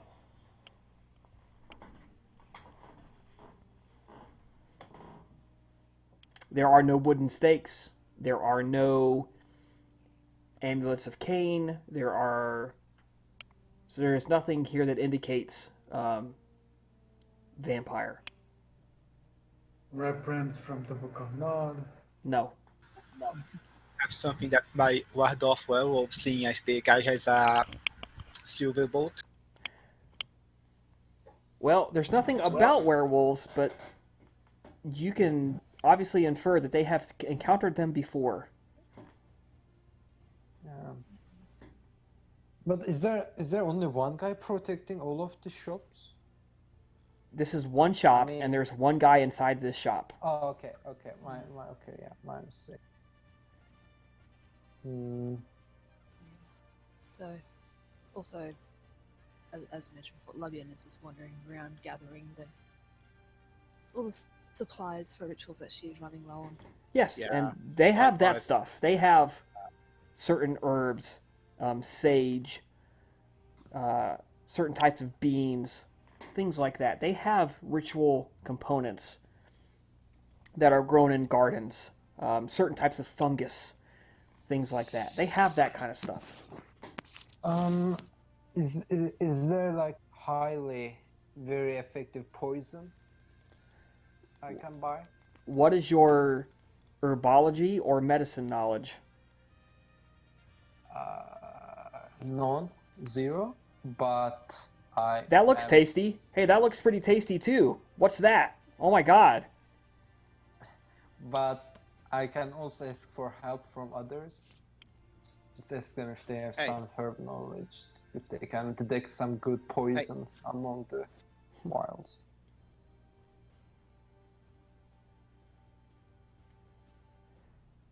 Are you going to Hey. ask that question? Yeah, I'm going to ask to the others if they know some good poison, if they can see any in the shop. You don't need to not know about poison to think it looks tasty. Just ask Mithridates. Nicodemus, I believe, is the man to ask. Yes. I suppose Nicodemus would look not only for this, but also for any herbs any rare herbs that could be used in healing. They don't have a bunch of rare stuff. What they do have is a variety of nightshade, or wolfsbane, is sometimes called. Is it something? Go ahead.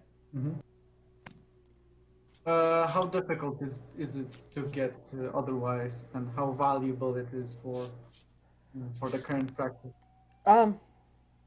They actually know it's a poison, but it's also used in certain poultices and potions. They have lots of garlic, other certain types of herbs. There's some stuff here you could buy that you might be able to get other places, and you might not. This could be just one of several where you could get it. Okay, a point to note it. Should we really need it? There's nothing here that's Yeah. incredibly rare and hard to get. That's except for a couple of funguses, a couple of fungi. And that definitely beyond what I've already taken or purchased. Likely no genuine magic. Correct. They don't have a sword of fucking null stashed away somewhere here. No, they do not. They do not have true faith objects here. They don't have, mystically enchanted mirrors or objects. They have ritual components, some ritual components, and some stuff where, your village witch was like, yes, I enchanted this amulet to ward off bad luck. And it just might be slightly actually relevant at doing that, maybe. Yeah, maybe But I mean, it might. Just out of interest, this is something I regret that I haven't looked into for Lubian before, but purely for the purposes, purely for, actually, I'll put this, nothing to do with magic, nothing to do with rituals or anything like that, but for her own personal purposes. Anything, any amulets, any sort of trinkets, anything that represents this pater, anything to this pater symbol, anything like that? Not here. There are many temples where you could get much nicer and more appropriate stuff.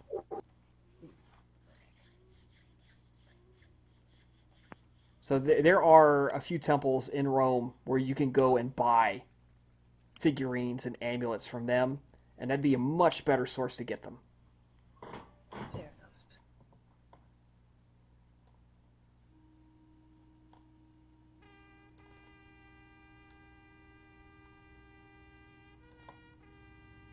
All right, so I believe you said there are 3 places we can. Yes, there's a couple of tents set up. Okay, If let's if go there. we, yeah. Might as well take a look at the other place. Sure. All right, so you go exit the area. You head to one of the very small tents. Wits plus etiquette from everybody, please. Check. No legerdemain option this time. Yeah, you could do legerdemain too.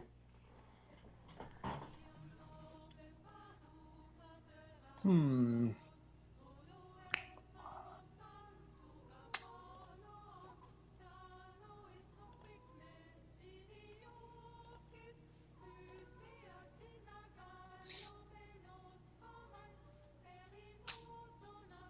That's better. No scandals this time.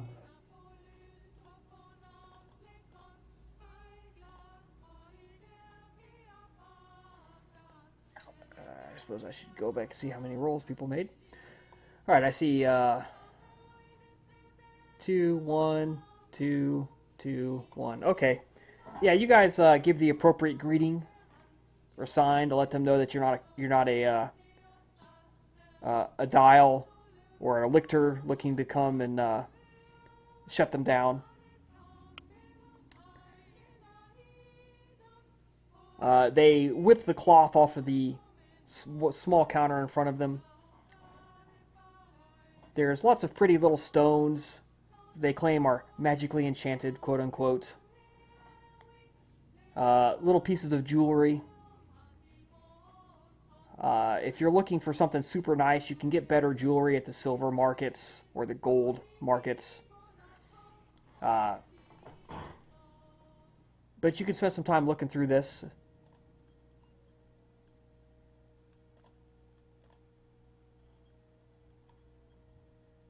Anything outstanding? There is not. You don't even have to make a roll. Okay, well, we can go to the next shop then. It's the same there. They have nothing. Well, Right. that's all we get. Let's go to the Elysium or do something else. I would like to take some time to examine this this little thing first, and see if it actually has any bearings, and if so, what to do with it.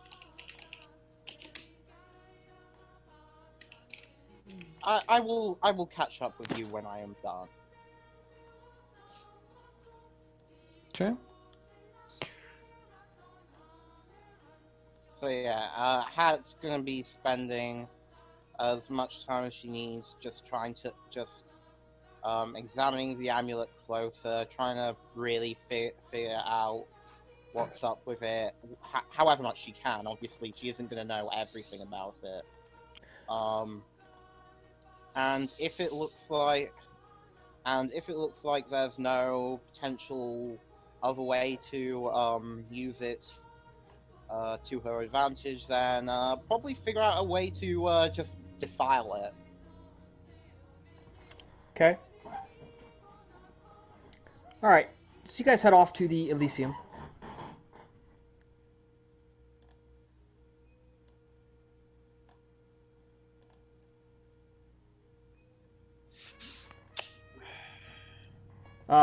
You've been here many times. The Elysium itself, you've in one of the bathhouse rooms. People enjoying the warmth. The Canaanites. There's the massage rooms where some are getting massages.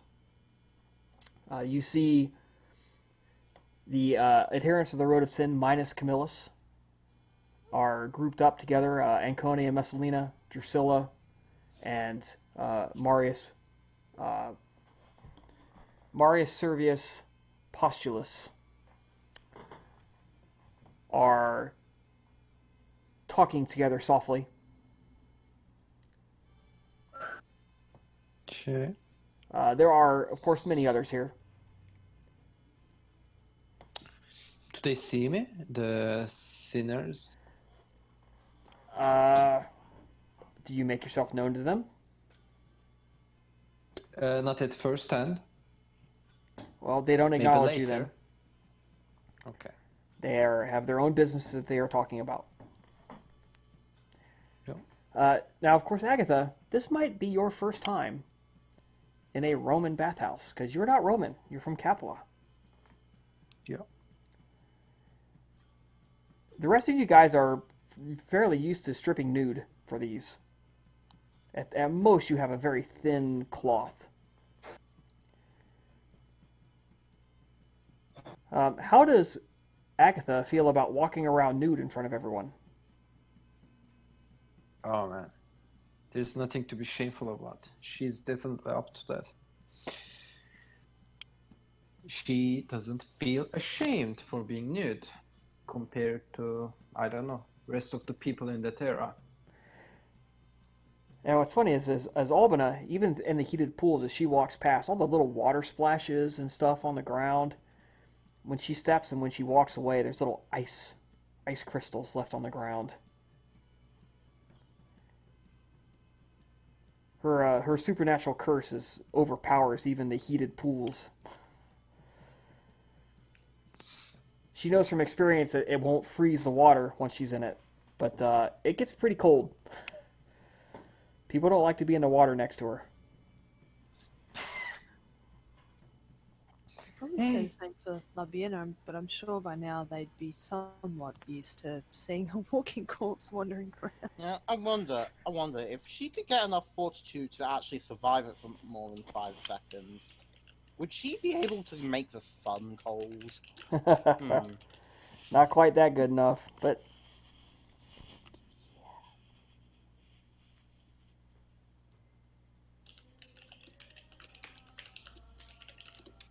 all right. So who are you guys? You looking for anyone in particular, or just looking? I guess, I mean, here's a question politically. When people are having business, is it a stupid move to approach to them? It is accepted. Do you have etiquette? No, I don't. Yeah, you have no idea. I'm not even going to answer that question. Okay. You said that there are new Canaanites in the city since the destruction of Carthage. Yes. What are the new movers and players in the city? The new guys that are making a name for themselves. As far as new players go, I would like you to roll wits plus alertness plus contacts. Can I do the same thing? This is to hear rumors of the city. So if you have contacts in Rome, yes, you can make that roll. Yeah, I do have. Just have No, I don't. I don't have. I didn't specify where I have contacts, but probably not in Rome.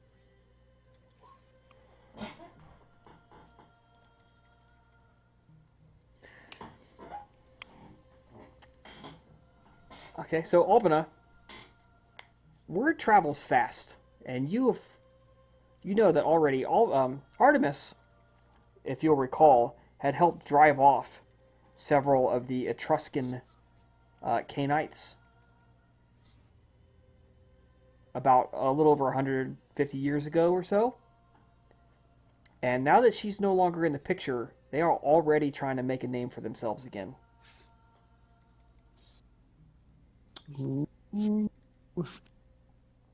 It's funny because Labiena is Etruscan. Yes, but you are Yeah, loyal you to can- Rome. Yeah. I've no loyalty, to Rome. You're one of the good ones. Exactly. But- So how, I mean- how does it look like? They just want to steer shit or something? Well, you're not sure. You have just heard that they are beginning to reappear. What was Etruscan again?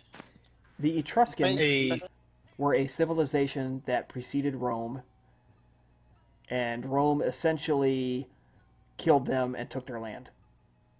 Okay, okay. Well, hopefully they do not want to take revenge from the old people of Artemis. Well, Artemis's old enemies are already crawling out of the woodwork. Ooh, more reason to get some influence, guys. You do notice already in Elysium, already in here, Adanae, Adanaye, Adanaye, I don't know. Toreador is here. She's one of the new Eternal Senate members. Is this the one they called a cow? No, that is Alice. Right. That are one of the Etruscan ones. She is not Etruscan. The name you have heard is Actian. Oh, Heard that I before. thought. Wait a minute. Okay.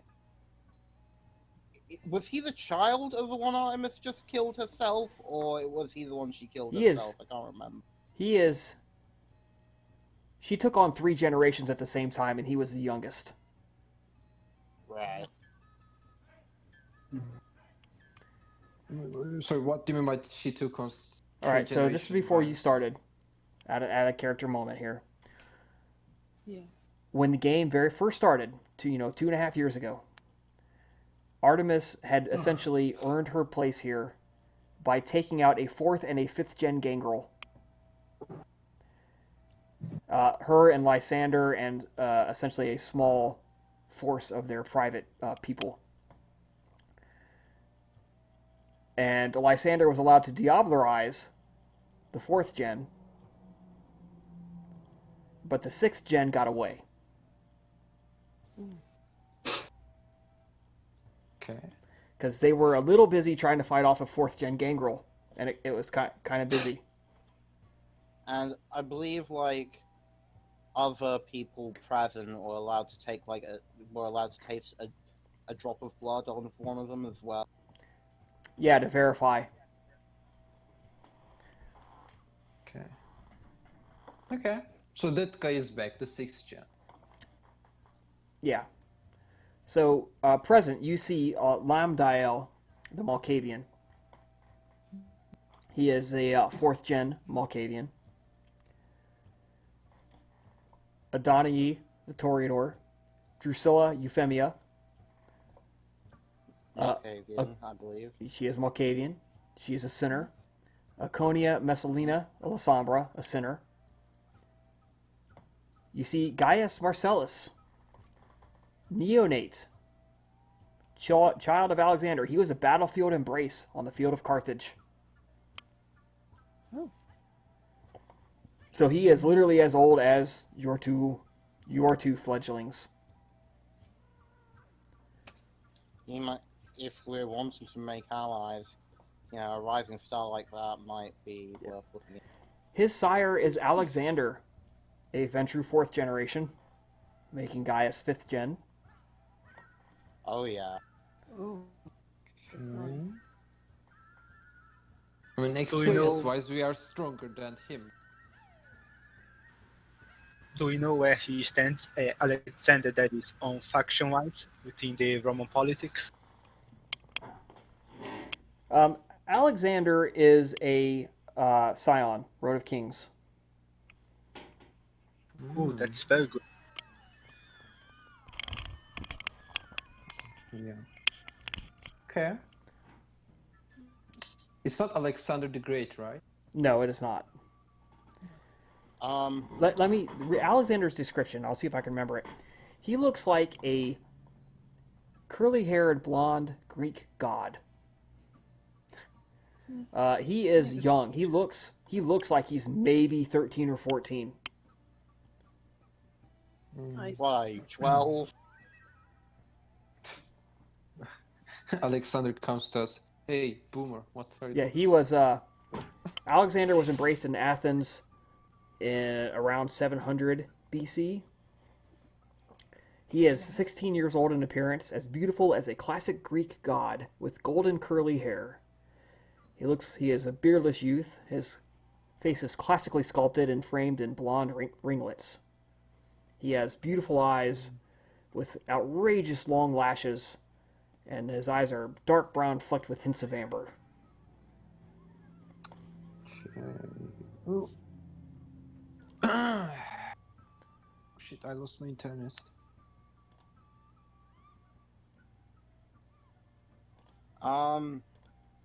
Do we know enough to gauge his? Because I vaguely remember there are 2 dimensions to political factions of Rome. There's the one based on the road, and then there's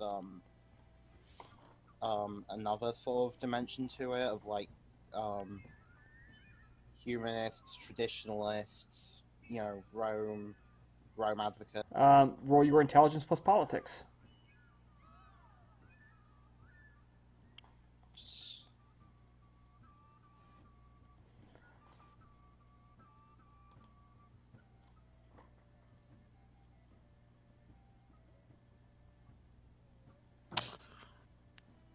Can I do the same thing?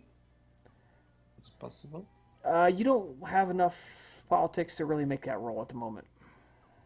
You are learning Rome and all of its factions. Yeah. Difficulty. 6. Oh shit! Rolled the wrong dice pool. Sorry. Oh, you shouldn't have told me that. But thank you for being honest.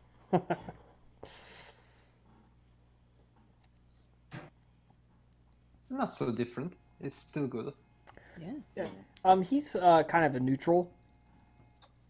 He doesn't really care one way or the other what Rome is doing, but he was glad to participate in beating the fuck out of Carthage. Jeez, man. Those Right, so- haters. Mercenary, then, essentially. At the very least, he's an hour. Let's call him more self-centered. Yeah. He had personal reasons, and it wasn't out of any sense of duty. No. He just had. What is it?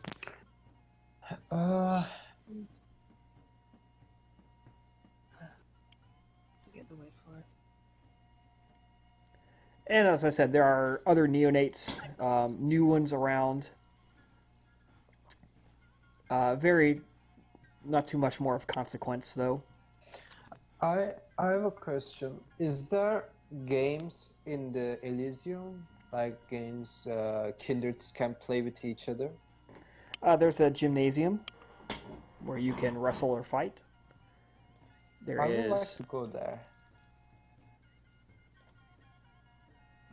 I'm curious what's there in the gymnasium.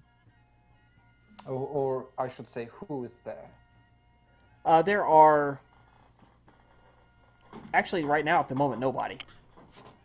Oh man, that sucks. I guess I'm gonna train myself then and wait if someone comes in and maybe decides to interact with me, or I will interact with them. Yeah, here. Let's. I'll make a chance roll. We'll say. If it's 90 or above, there's somebody in there. No. Okay, you're empty. Damn. Okay.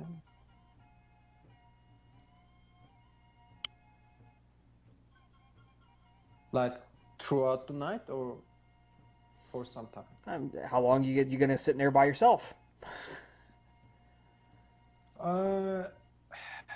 I actually asked the group how much they want to stay in the Elysium, and depending on it, I will like stay maybe half an hour, a hour maybe, if they will actually stay in the Elysium that long.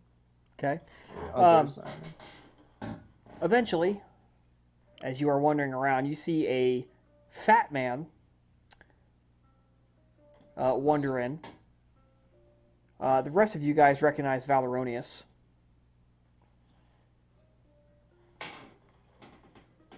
I'm going to call up his sheet for you.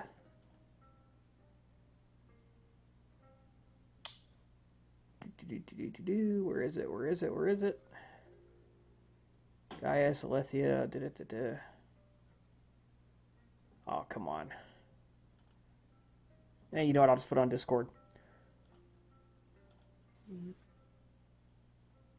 anyways, yeah, you see this fat man come in, and you guys recognize Valeronius, and you all pretty much know that he is fairly big into the entertainment genre, gladiators, horse racing, a little bit of theater, very little. That would be right up Agatha's alley.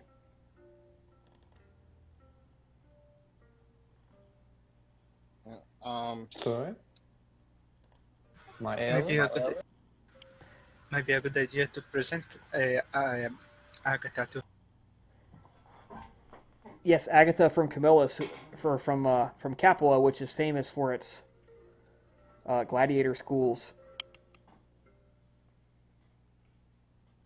I would think that you might be interested in meeting a guy who's into the gladiator business. Oh yeah, yeah, definitely. True. Yeah, yeah. I if they introduce me the group, I don't know if I know the guy. I don't know that. You might actually know this No. one. You can roll intelligence plus politics, difficulty 7. Okay. Should I... Oh, dice.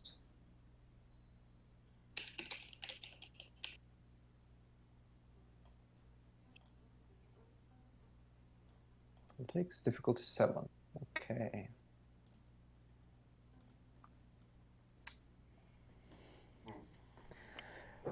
You recognize the name. His name has been cursed many times in Capua Okay. for For because his people actually turn out to be quite good. There many people have lost bets with him. okay, that's good. That's good. I will approach to him. I will approach to him. I assume he doesn't recognize me. Let's roll his intelligence plus politics.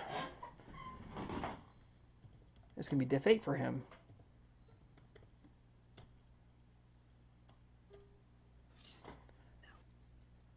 He does recognize you, as it turns out. Okay. I approach to him with greeting, a Roman greeting to be specific, and say his name. Could you please repeat his name, Chris? Valeronius. Valeronius. Okay. Greetings, Valeronius.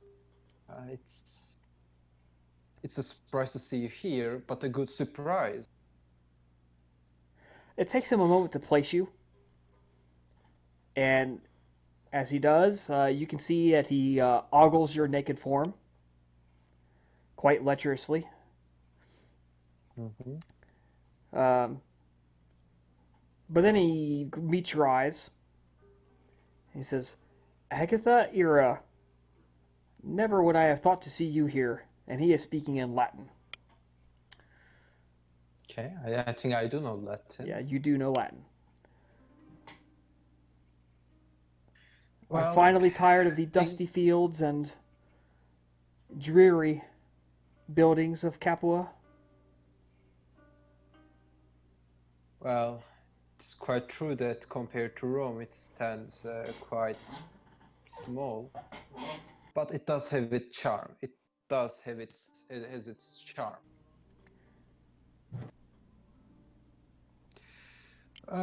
But At least they have finally me redeemed being in- themselves for siding with Hannibal. Oh, hold up. Oh, that's true. Me, myself, I don't care much about them siding with anyone.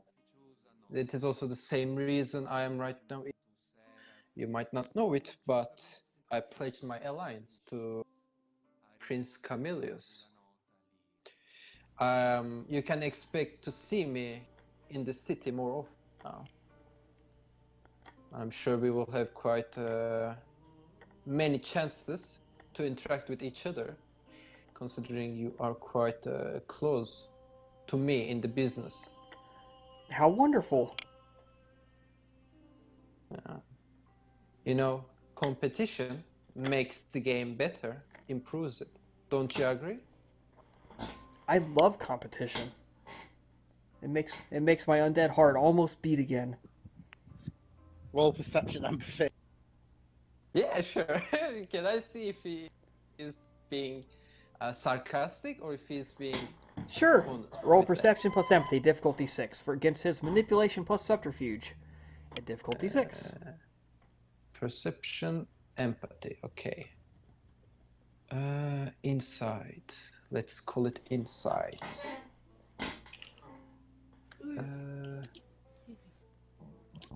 Oops. Oh, here. Perception. I don't think I can get over that, but I'm going to roll it. Yeah, go ahead and roll it, because you might botch. You never know. Empathy. Difficulty 6. Yes. Okay.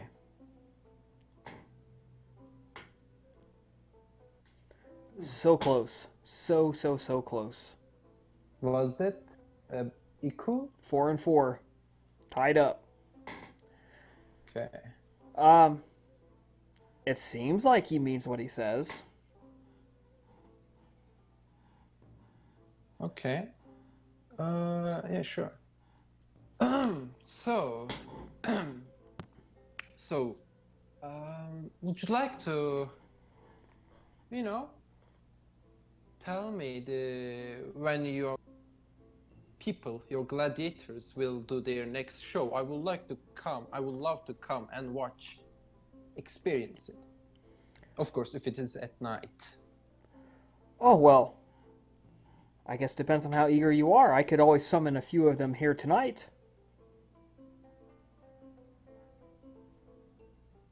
Have you seen the gymnasium?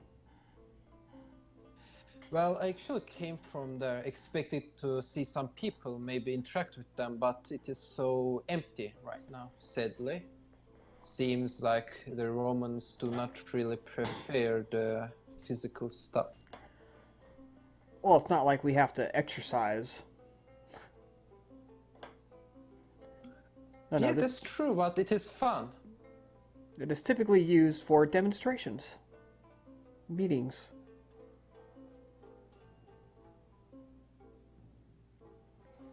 Perhaps you could bring one of your own. We could have a small competition for bragging rights. Yes, it will be a good way to assess your and my own gladiators' capability. Of course, you have to wait a little bit. I will have to transport them from Capua to here, so it will take some time.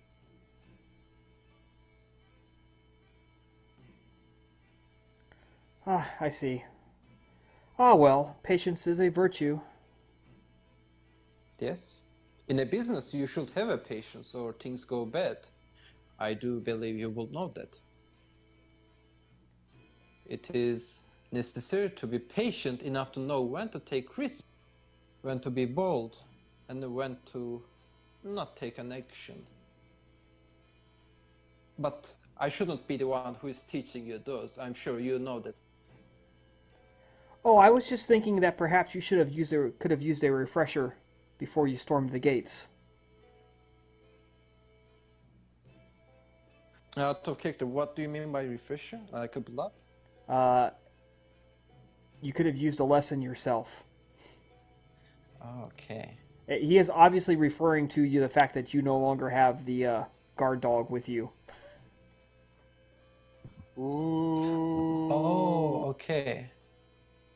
Yes, you want to talk about taking Literally. risk. A little. Okay. Now, I'm sure that you know, Valerionius, that the trade of our kind is, no matter what, a smart move. Of course, defying it, denying its existence, trying to keep yourself away from it. It is an idea that I can respect, but not playing the game is actually the fastest way to lose the game. I just play the game. You play the game of giving favors for nothing in return? It seems a bad strategy. Tisk tisk. I didn't know you could That- see the future. What makes you think that it was a bad strategy? I think owing a favor to Lysander is quite a good strategy. I think owing a favor Do with you nothing but a want to corpse to show educate for me? it is a terrible strategy. And obviously I could foresee the future better than you, as I stand here with my retainers outside and you stand here with nothing. So obviously I have played it better than you, haven't I? Not quite true, not quite true. You stand there with your retainers. I stand here with my coterie. See? And do they answer to you? They watch my back, I watch their back. But do they answer to you? They do not need to answer to me. I do not work like that. It's not my business style. Did you profit by them? Did you know Yes. that you were going to profit by them when you appeared? Yes. You did. You had a pre-existing arrangement. His eyes get super sharp. He is really into this right now. You had a pre-existing arrangement that you knew who you were going to be paired up with when you showed up. I knew that I wasn't going to be denied from joining Rome. And so I had an offer to make. The reward of taking the risk and joining Rome as a Bruja, well, it was the wonderful coterie I have now. It did profit me. I see. Random chance that you were paired up with someone with a group of relative competence to match Isn't it your the same thing? to match owing your a how should I boon? put this? To match your cloudy crystal ball, as it were. Yes. God, this guy's a dick. No, you are see. being contrary to yourself. See, owing that boon for the dog, it was a risk I took. It did rewarded me. It died close. He Quite laughs. close Yeah, to yes, the- it rewarded you with a corpse. Ay, Well, Agatha, you are always saved good for a me laugh. From taking a blade that it saved me from a blade that will touch me, so it is still useful. I do expect a dog to do its job. If you expect a dog to be much more than being a blood bag, a meat shield, that is not my problem. I took a risk by coming to the Carthage and joining, well, not knowing, and joining a group of coterie, yet it was quite useful. Like the dog. It protected me several times, like the dog did. So, see, I'm taking risks, and they are being helpful.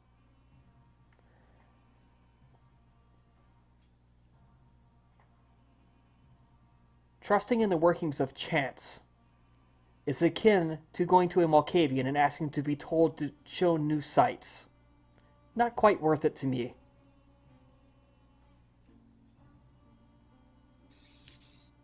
I think you just don't know how worthy a Malkavian can be at times. No, they're quite worthy. I would never go up to one and say, hey, I want to see new shit. Because to me, that's what you just did. Perhaps you We should... look to the world from different views, my friend. You perceive the world as you wish. If you think mine was useless, a bad decision, well, that is your problem. I am still here.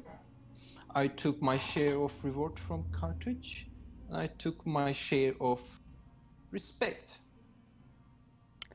from yes. someone that Let us talk of respect. quite good.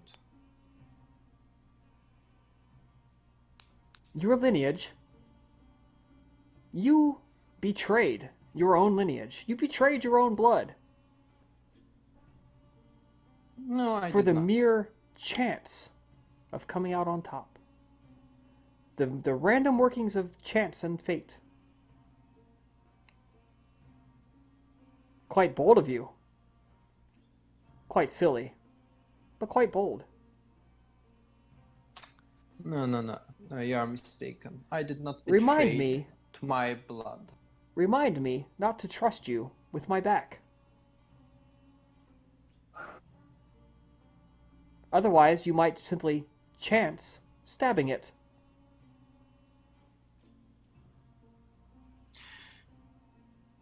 Sorry, but the odor coming from you is quite hard for me to look at your back. But I will remind you that surely. Now, if you think I betrayed my blood, well, you can believe what you want. Believing delusional stuff is not my style, but I do see that you are a little bit blinded by the food you take. So, yeah, let's count it like I betrayed my blood.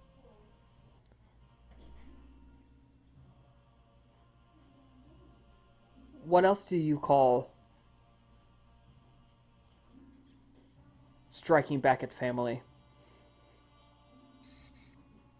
Your definition of family and mine is different. Are you not a You child of might Troil? you feel entitled to your clan. I don't know which thinking you focus on, but bloodline, the clan, is not an importance to me. Such things have no connection to me. Just because I am a Bruja doesn't mean that I care about the clan. So what do I you am care the- about? I care about individualism, my friend. I care about myself and those that care themselves. I do not feel a reason to blindly follow my clans just because that is how they taught me so. I choose to follow my own pet and not become a sheep. I see. So once again, I say to you, do kindly remind me not to entrust you with my back. As one who believes only in themselves and has no concept of loyalty, should never be trusted with such a responsibility. And now you have a pleasant Will you evening, as I intend to do so. Okay, but before you go, just tell me And something. he actually Do you walks mean away. He Carthage? ignores you, and he is walking away. Okay. He just lets you talk at him as he strides calmly to a pool. Okay. Oh man, fuck a dick. What a dick. And a question. That Wait, was this- fun to listen to. Look, After you- I'm not good at witsy talks, okay? I'm the guy who gets into shower and think, oh shit, I should have said that. Has this spoken loud enough for the other vampires to hear? Are there like people looking at her? Valoronius speaks calmly and quietly, dignified the entire time. Agatha, roll self-control at difficulty 5. That includes your clan penalty for provocation. So- clan weakness incoming. So wait, is it 5 with +2 difficulty Nope, or simple 5. Then It's 3 plus 2. okay. Oh, okay.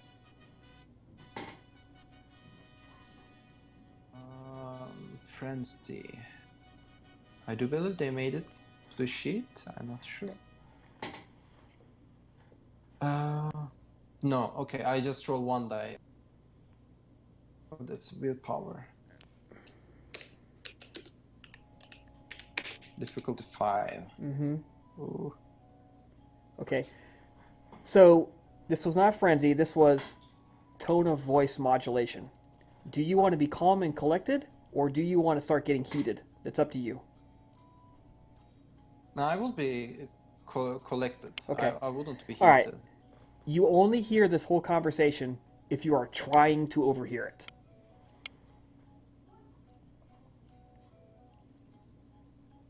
Otherwise, it's too I quiet. mean, yeah, Alvina was going to introduce me to him. So. That, well, too late. Yeah, I know, but it means he was in the prisons. She was in the prison. So. I mean, that was assuming that you did not knew him, that someone to introduce you to him. But if you knew him, you'd approach him yourself. You did succeed on the politics roll to recognize him, so I thought you approached yourself. Oh yeah, I know. I just thought like Alvina was also going there too, but then I approached a little quicker than her, essentially. But she was like going there. Was going there. Like I thought it was simultaneous. No, I can't pronounce it word. I thought it was at the same time.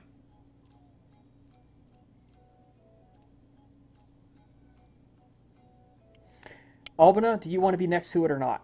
It's up to you. And hell, why not? Sure. All right, you overheard the entire thing. He's going to glance around, see if anyone else took also notice of this. People were looking, but they were not like straining to overhear the conversation. Yeah. Our concern to have her own image sullied by these events should someone had overheard this, she is going to step You're going to back to distance herself. Oh, distance yourself. Okay. Yeah, it doesn't appear that anybody was paying too much attention.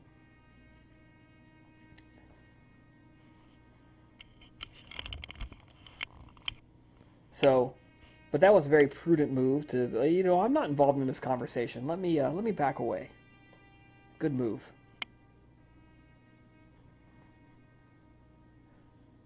Well, unfortunately, that's one possibility basically shot down. Yeah. Assuming that at some point I went in myself, probably gonna go take a look around, see if Hamas is here. I don't know. Let's give a 25% chance. He is not. Okay.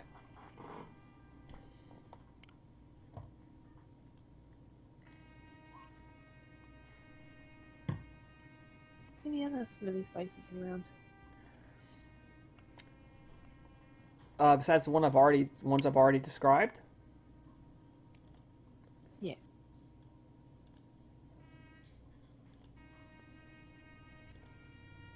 Let's see. No, Tryphos is not going to be here for sure. Ooh, Septimus Valens, the gangrel, is here. He's about your age.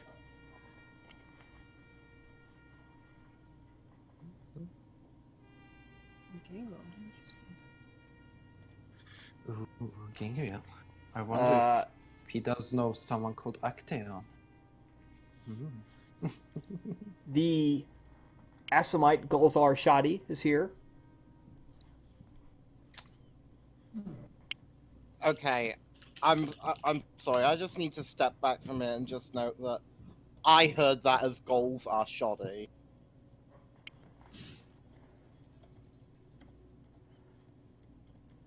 What? Shaddy, maybe. I don't know. I can't remember how I found that name, but I found it online. I know. I was like, wait, what's this about the Assamite goals? Why are they shoddy? Oh wait, no, that's just a name.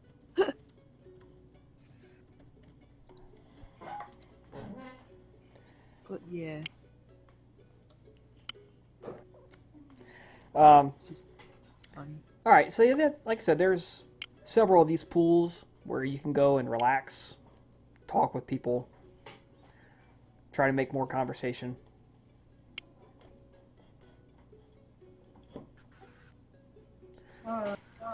I guess Nicodemus would approach Gozar Shadi. It's been a while since since he could speak to a weird Asamite. Okay, yeah, he still looks vaguely uncomfortable. Even after all these years in Rome, he's still like, I'm not really used to this.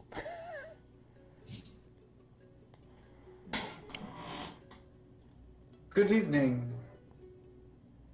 You. He goes to stand up, and he's like, "Oh, wait a minute, I can't." And then he sits back down, like, does that little awkward squat thing. You know what I'm talking about? Like, oh, I can't really, oh. And, Like in the bathtub or something? yeah. And he's like, oh, I'm about to expose myself. And he, like, covers up, and he sits down, and oh, wait a minute. So he's obviously, like, having a little trouble here. And, he says, oh, Nicodemus, pleasure to see you. Not really, I mean, you know what I mean. I'm sorry. Would you like to have a seat? Aw. Certainly. Right, you seem to be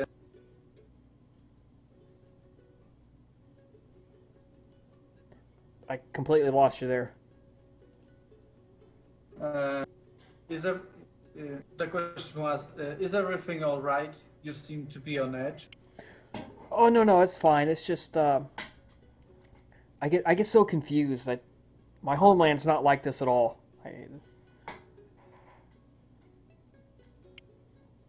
Rome is a place of many contradictions. Seems that they're just waiting for an opportunity to flaunt and present themselves in such more intimate confines. You shouldn't pay too much attention to it. Just treat it like any other normal thing that happens in Rome. I know, it's so hard to get used to.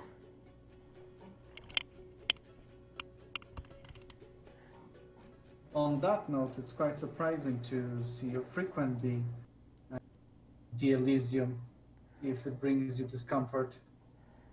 Do you at least find find some merit in those visits? One must be human in all things. This is how the humans bathe. This is how I should bathe.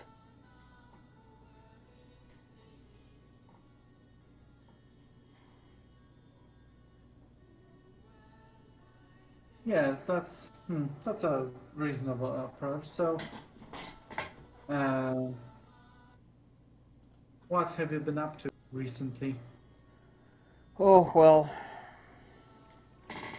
I must admit to declining the opportunity to shed blood in Carthage. Instead, I stayed here. I don't blame you. It was a nasty ordeal, and I confess it has left a toll on me. So, if you ever feel like you've missed something, please don't. It wasn't really worth it.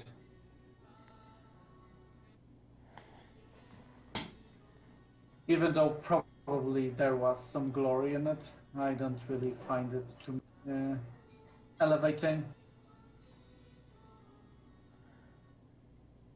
Me neither. But this will be turbulent throughout Rome, and the city is already changing. How do you see yourself in the coming year?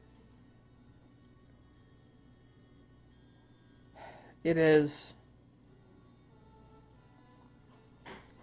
unfortunate. How can I put this? I see a city losing touch with itself. Oh, sure, you can travel to the tanneries, to the weavers, but I fear that the city, which had so Right. City. it had so Oh, it had. Definitely. Right. Am I breaking up real bad? yep. Yeah. Very much. All right, switching servers here. I want to boost server. I want to switch servers.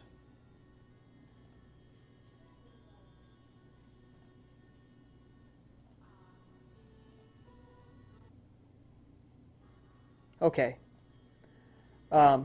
He says, I fear a city that no longer has a a vision to test itself against.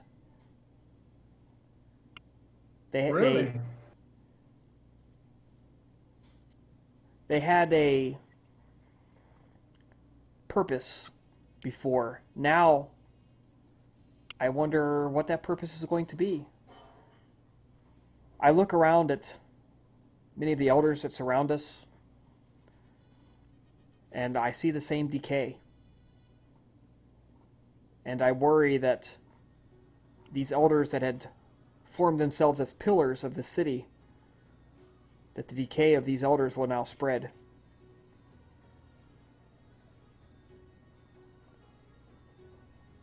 I don't know. I'm probably talking nonsense.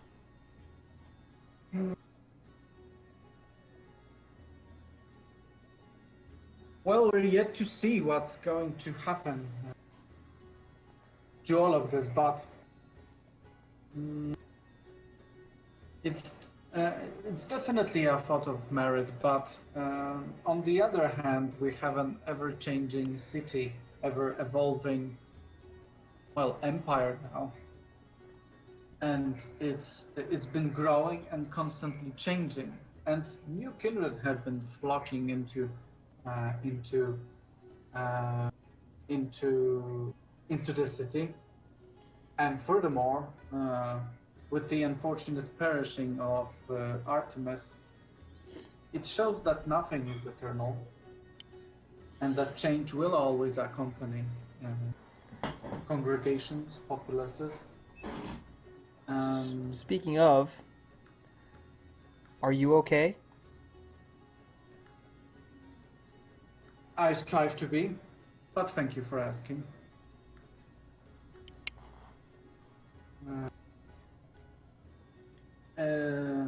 Where was my train of thought? Regardless, it's the change that's going to, the change of the city that's going to affect the vampires.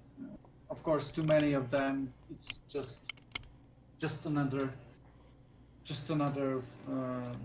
variable in an equation, but it's going to affect the younger ones, and the younger one will transmit it to the elders in one way or another.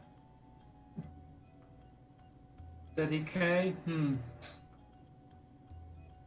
well, it's up to us to not let it consume us.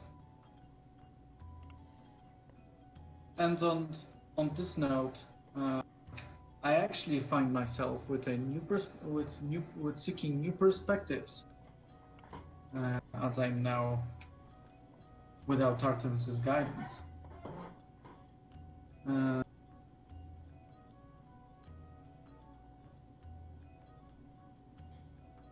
Projects have you been doing recently? I recall you've been experimenting with the flock. Have you been successful in any way since last we spoke? I mean, I guess I still working hard, working on learning different weaving techniques and with the tanners. My hawk is doing well. I've made friends with the gangrel Septimus. He seems appreciative of my efforts with that. But no, really, you don't seem okay. You know, Abinadab, he's not here. And I know I'm not the only one worried about him and about you. Seriously, are you okay? Do you need help? Uh, hmm, hmm, hmm, hmm.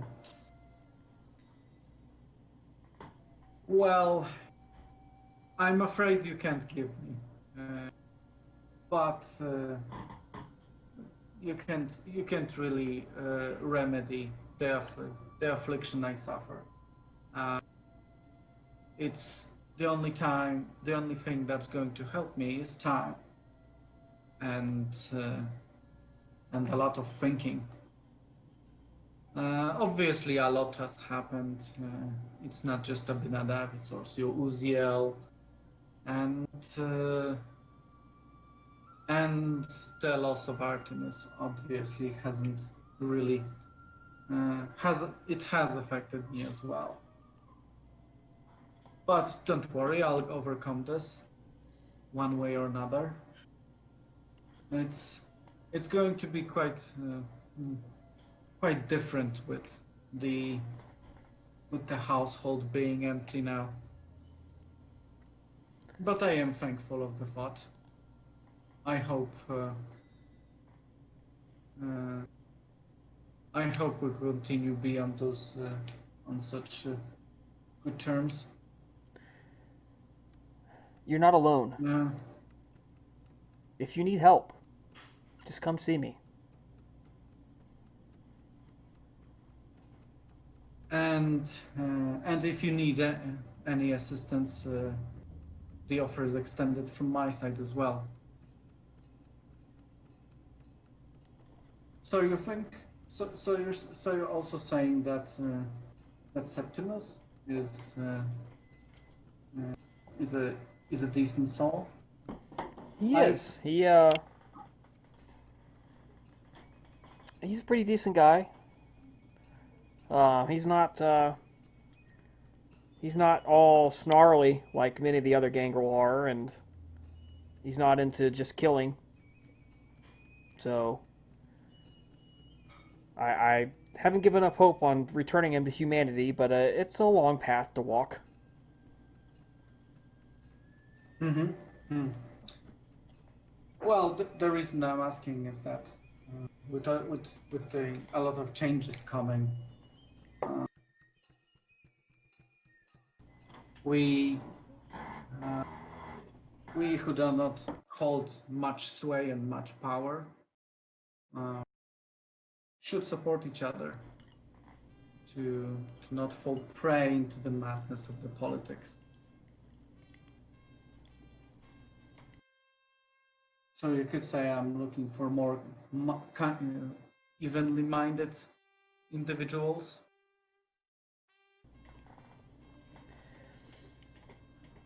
I know you would be welcome with Julie Antasia.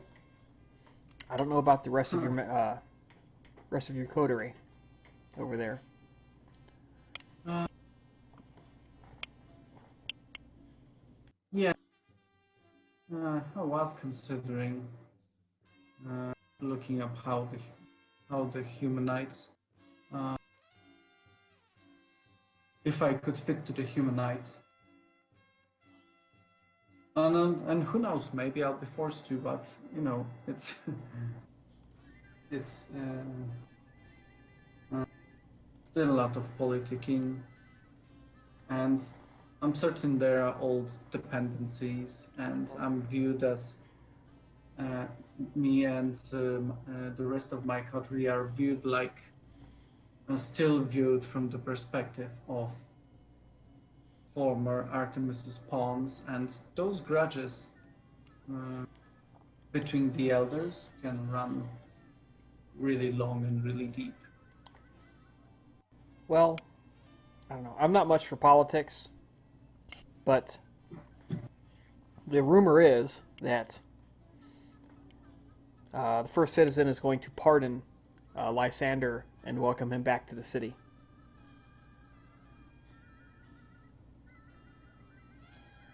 Also, you do have his a group over there that I'm sure would be, I guess, allies for most of you. You probably wouldn't like it, but your coterie might.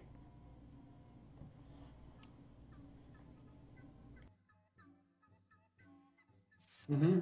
Who, who is he indicating? The students, I imagine. The other sinners.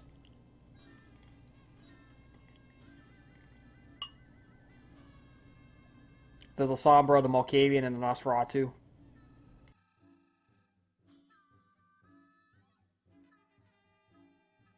So this is by extent that they are allies of Camillus. Yes, they are. Mm-hmm.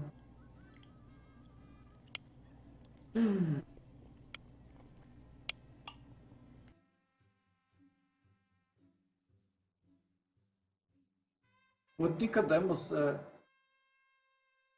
the, so is it that Gulzar is in Julia Anastasia's group? Nicodemus would probably know about this, or He is, but he tends to stay well out of politics. He contributes by supporting, literally by supporting humans.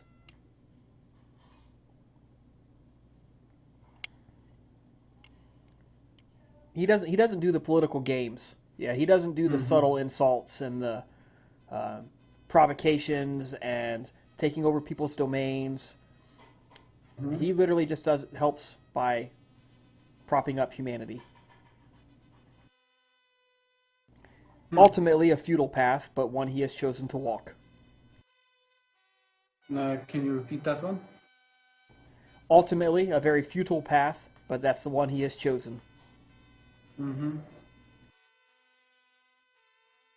Well, you seem to be doing all right. Not getting consumed by the old madhouse. Is it just is it just your charming personality, or you do have a secret that people just leave you alone? I am no threat. Useful guys to have. Well, now, it's been good to catch up. I think I'd like to get together for another talk like this. Perhaps, Come see me anytime. Perhaps I would like to know more about the progress with weavings. And yeah, we've been briefly mentioning about how can we combine our stuff. Yes, I find myself with a lot of spare time now. Amazing how one trip to Carthage can solve. And Nicodemus grimaces a bit bitterly about that. He raises up, offers a handshake, and departs.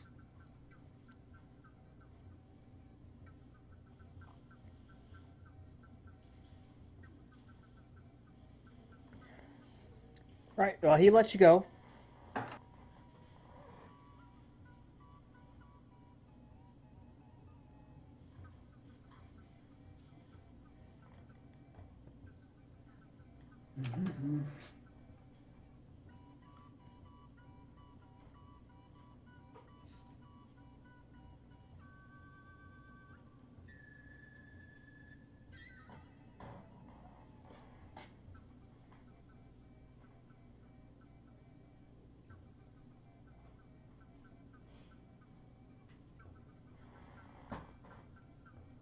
All right. Who else wants to do something? And Abner go try to approach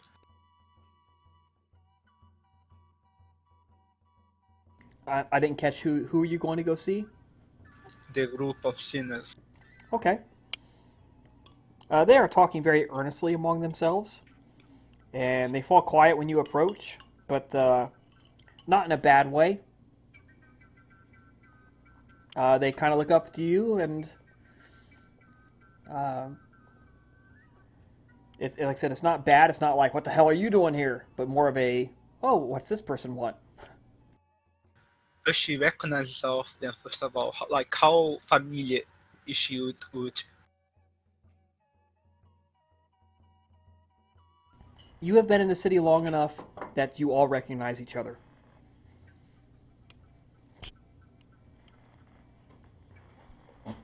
Let me throw up a few character portraits your way. Yeah, you can look on their sheets, but it'll be just faster for me to do this for you.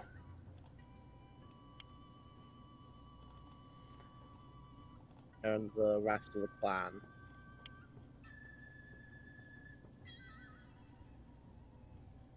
Let's see. Malkavian. Drusilla. Boom, boom. There we go.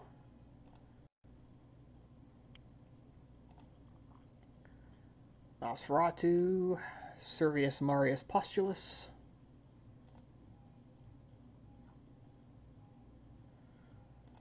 And Lasombra.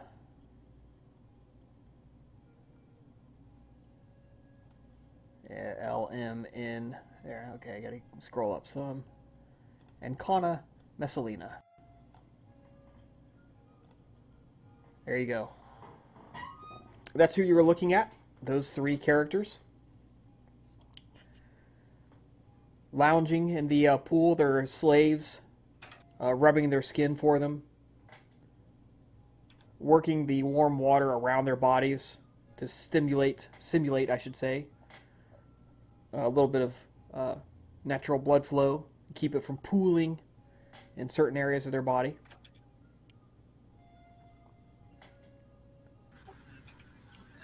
She's going to take a seat next to them out of the water, not wishing to cool the.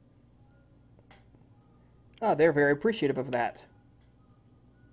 I just imagine them like as she's approaching, like, oh god, great, get ready for it, and then she just like sits just out of the water. They're like, oh thank god.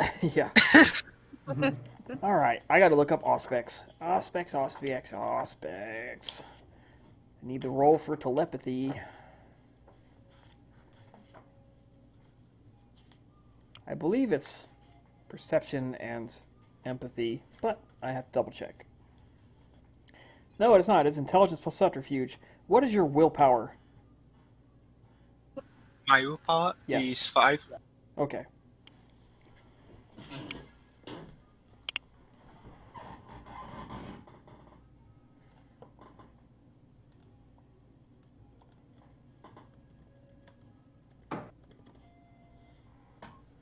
One, two, three, four, 5, 6, 7, 8, 9. With 9 successes, she penetrates your deepest, innermost thoughts. So give me a couple of your surface thoughts and a couple of your innermost thoughts that are somewhat close to the surface. What are you thinking about, and what are you really deeply thinking about? What she's thinking about. She likely thinking about. She knows that they are in the Eternal Senate. Aconia and Drusilla, right? Yes, both of them are. So they are likely the two of them likely part of her surface thoughts.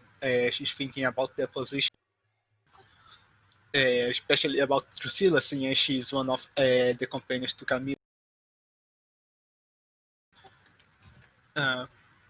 For her more deeper thoughts, I'd say that she's thinking about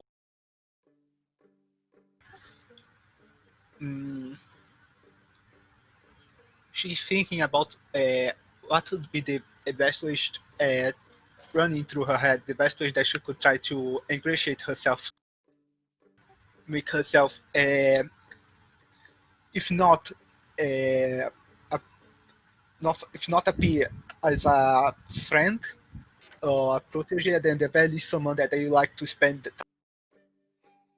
someone that could Okay. that they could turn to and that she could turn to them. Drusilla looks at you, and she is androgynous, to say the least. If you didn't see her nude, you would wonder, is this a guy or a girl? Seeing the figure nude, it's female.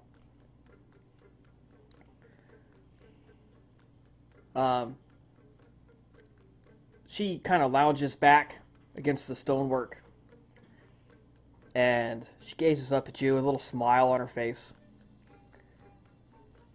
Home in a palace.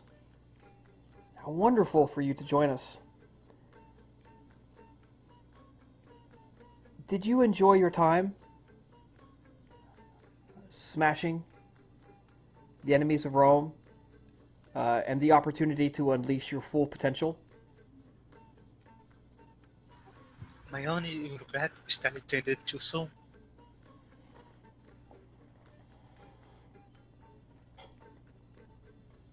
Yes, the ability and opportunities to indulge ourselves come so rarely. Don't you agree? Indeed, but I'd say that makes the moments when it comes all the more special.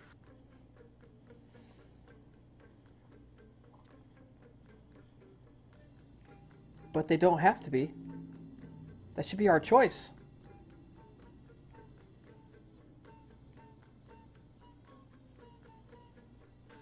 To indulge in yourselves?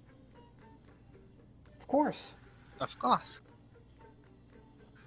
And largely it is for those that have the power to make.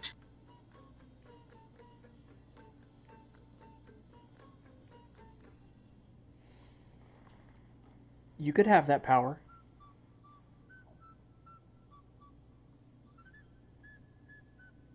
She raises an eyebrow at that. Yeah, clearly curious. She hoists herself out of the water and sits next to you. And she brushes your hair, your ear. And she leans in to whisper and she says, "We can show you the way to true mastery and power. You don't need to look outside of yourself. Don't you want that?" She smiles as she turns to Drusilla. I am already on my path towards the power that lies within.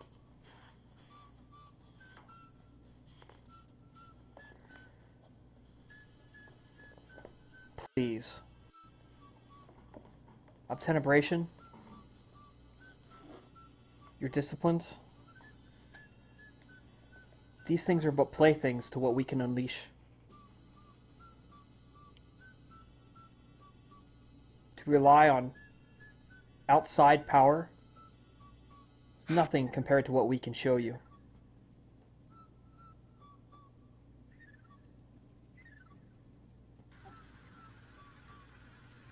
Well, what are you going to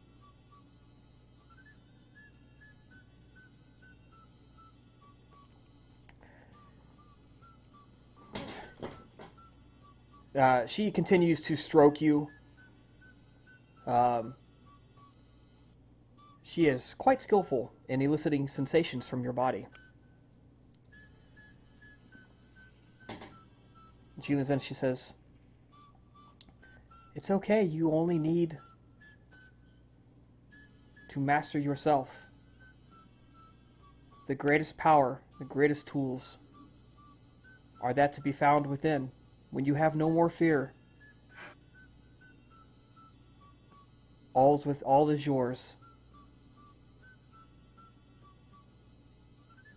We can show you." She is going to use Demontation Level 1. Incubus Humor. She is going to incite your sanguine humors. Courage, hope, and lust. What is your road score? 3. Oh God, this is gonna be a lot of successes.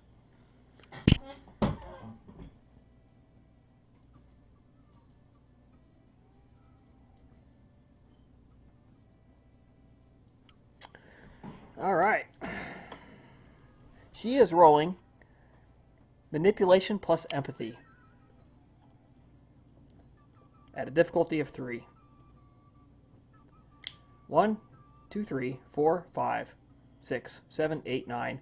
So 7 successes. For the next 6 months. Jesus. For the next 6 months, your sanguine humors are activated. The humors of courage, hope, and lust. You find it incredibly difficult to resist seduction rolls, presence, and anything that essentially comes with personal power or offers of such a nature, including the one she's making to you now. Join us. Let us show you the pleasures to be had We have and self-masteries. I was under the impression that you are the companion of the prince, and I was the kind that enjoyed to share.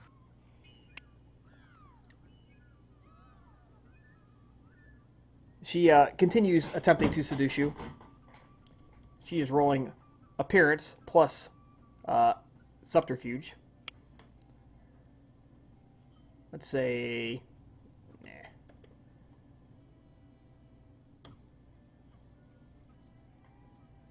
1, 2, 3, 4, 5, 6, 7, 8, 7. So 7 successes. And if you're going to resist this, you must make spend a willpower point and make a roll. Which I don't think you have enough willpower to actually do that. So No, I do not.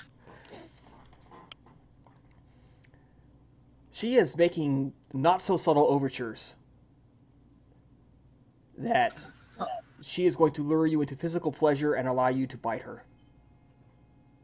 I'm just going to sit on her lap.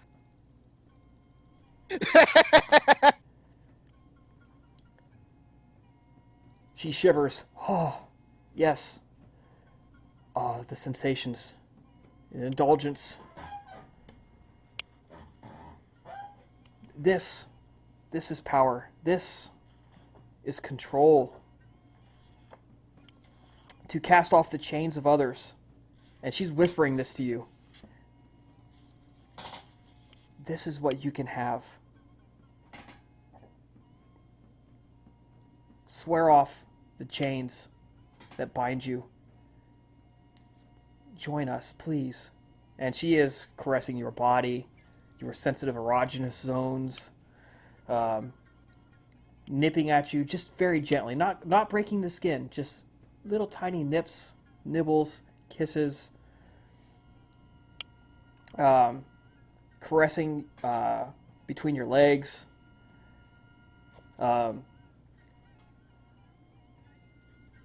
The La Sombra is joining in. The Nosferatu realizes you're probably not ready for him yet, so he sits back.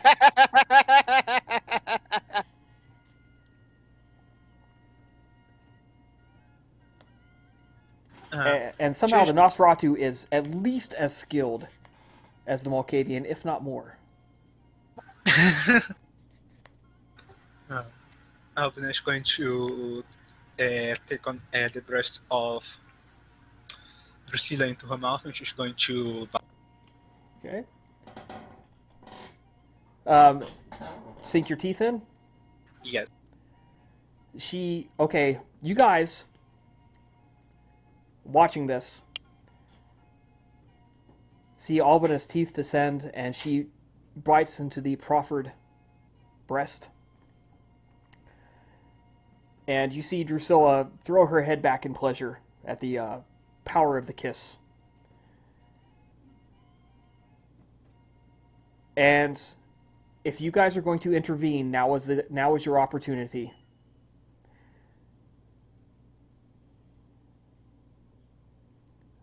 Otherwise, Albina is drawn away to a night of pleasure.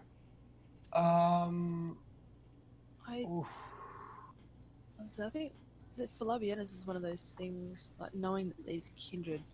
I think this whole, what do you call it? Diablery thing is gonna sort of pop into her mind, and Oh yes, you have heightened senses, and the smell of Oh, yeah. potent kindred vitae drifts like the most exquisite perfume across the water to your nostrils. that's where Labienus focuses. Friends roll. Labienne is fixated on the scene in front of her. You can't pull her away. She's fixated on it. Yeah. Hat's gonna just like take a look, decides that it seems like Albina isn't uncomfortable, so not really her issue. I want to get out from Elysium and then summon Albina too. Okay. I want to get out from Elysium, just leave it. Go to the limit. Okay. Say So it beyond takes the you limits of 15, 20 minutes to get out. And in the meantime, the orgy begins to get started. In full public, they don't even go to the private areas. They're right there in the pool. Labiena is not the only one transfixed by the scene in front of her.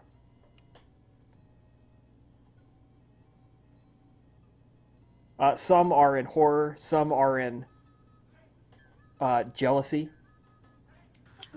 My question, could I do a reverse seduction roll to try to seduce them? Oh, yeah, absolutely. Appearance or manipulation plus subterfuge. subterfuge. This is going to be, because of your flaw, difficulty 8 to get them to bite you. Oof. Does enchanting voice helps? This is solely physical actions. The caressing, the moving your arm, your wrist up to their mouth, an invitation. Okay, so I'm going to do... You can Is there spend a a willpower PowerPoint for on this. this? Yes, absolutely. Great idea. Excellent. All three of them join in, and you begin to feed on each other and enjoy each other, pleasure each other.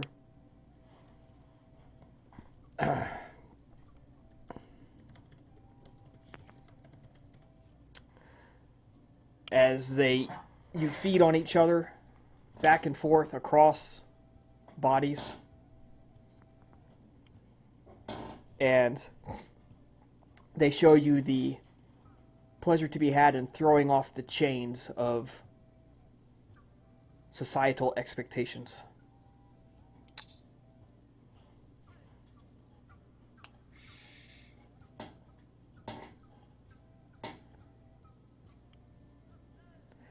All right,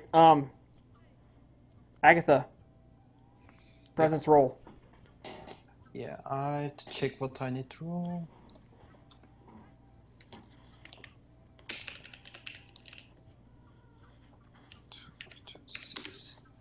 Okay, I opened it. So I need to make a charisma subterfuge, difficulty 4.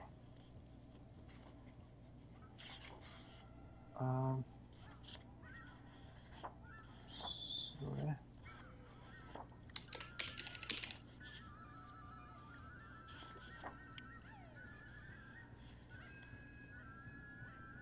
And I need to spend bond. It's actually difficulty 5. No, 4. I You've used used- presence on her before. Sorry. 4. Yeah. All right. I'm gonna do it like as quick as possible. Nothing about long lasting. Just summon her to myself outside Elysium, so that I can use powers. All right. So, Albina, after 15 minutes of unbelievably exquisite pleasure you haven't even felt this good since Alexio died. and it brings you to mind of the passionate night spent with the Zamisi. And for 20 to 25 minutes, you are once again that naive Lasombra, taken back. And then you feel a supernatural, undeniable summons. Come to me. Come to me. You may choose to resist this or not.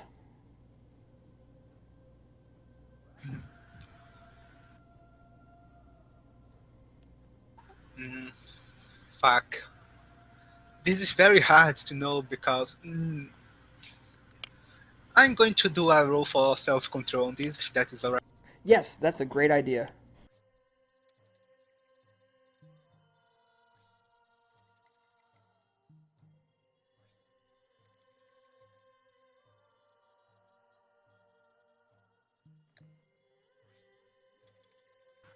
So she... I believe you are going to respond to the summons. Yes. She's going to... the idea that might be something important, since the only people that she knows that has presence over her are pretty much higher kindred, so she's going to reluctantly disentangle herself from the mess before she proceeds to try to clothe herself and get out thought. They let you go with obvious disappointment, but understanding. And as you are stepping out of the pool, Drusilla caresses your ankle as you leave, and she says, we'll be waiting for you to realize your potential. And then you are leaving the area.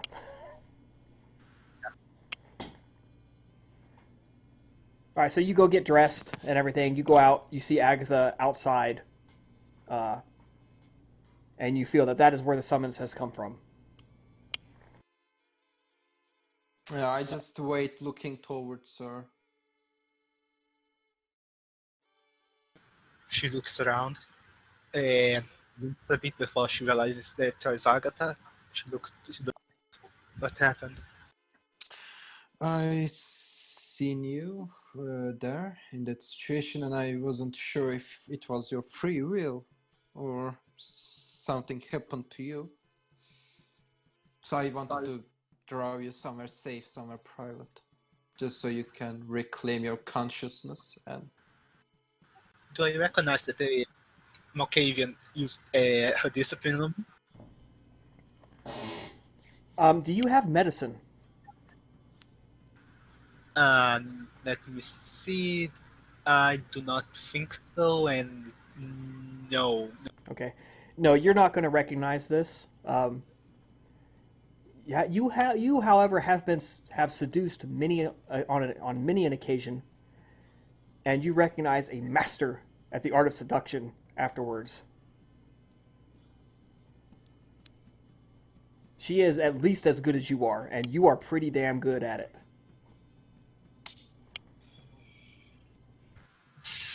I would not think so. Oh, sorry, go ahead.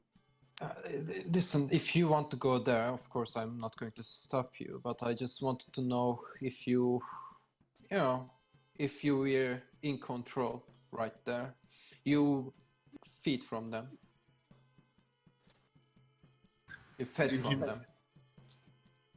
I believe Himaya comes to her mind as she remembers the taste of the blood. I did, didn't I? She sighs and she slowly shakes herself out of the memories. I indeed lost control to my own desire, but it was not an unpleasant experience.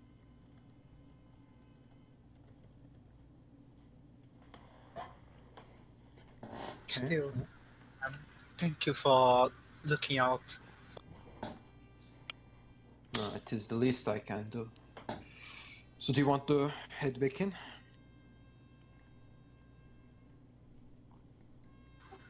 She looks back with a look of desire and like a schoolgirl that just got her first.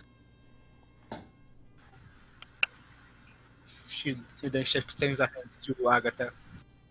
Do you wish to join?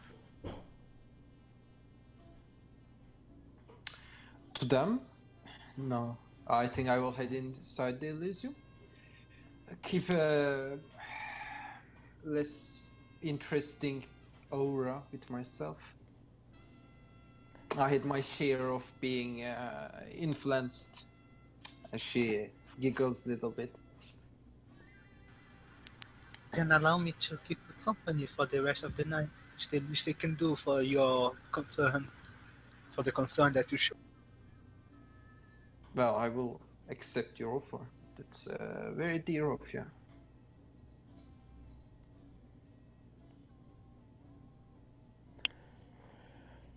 Okay, I think that's a good spot to stop for the night. You guys all get an experience point for tonight. Next game, like I said, we're going to skip the weekend of July 4th because I can't tell you when I'm going to get off of work, and I don't want you guys to be waiting on me. So, Mm-hmm. Okay, so we are playing at 18th. yep. And go ahead. I was gonna say, will this be the downtime? Yep, we're doing a downtime skip. We're going to be skipping approximately 13 years. You're getting 4 experience points for a downtime skip. Okay. You are noticing it is getting harder and harder to change your undead body. Yeah. So it's taking longer to learn, and it's getting more difficult to break out of your stasis. It'll take a week. We can add the extra 4 now. Yes, go ahead. All right. I'm going to stop recording, and then you guys can ask me any questions you want. All right, guys, that was session 71. We will soon be rejoining the game. We're going to be doing a time skip of about 13 years, picking back up at 133 BC. So, hope you guys keep listening. Thank you all for tuning in to us, and have a great evening.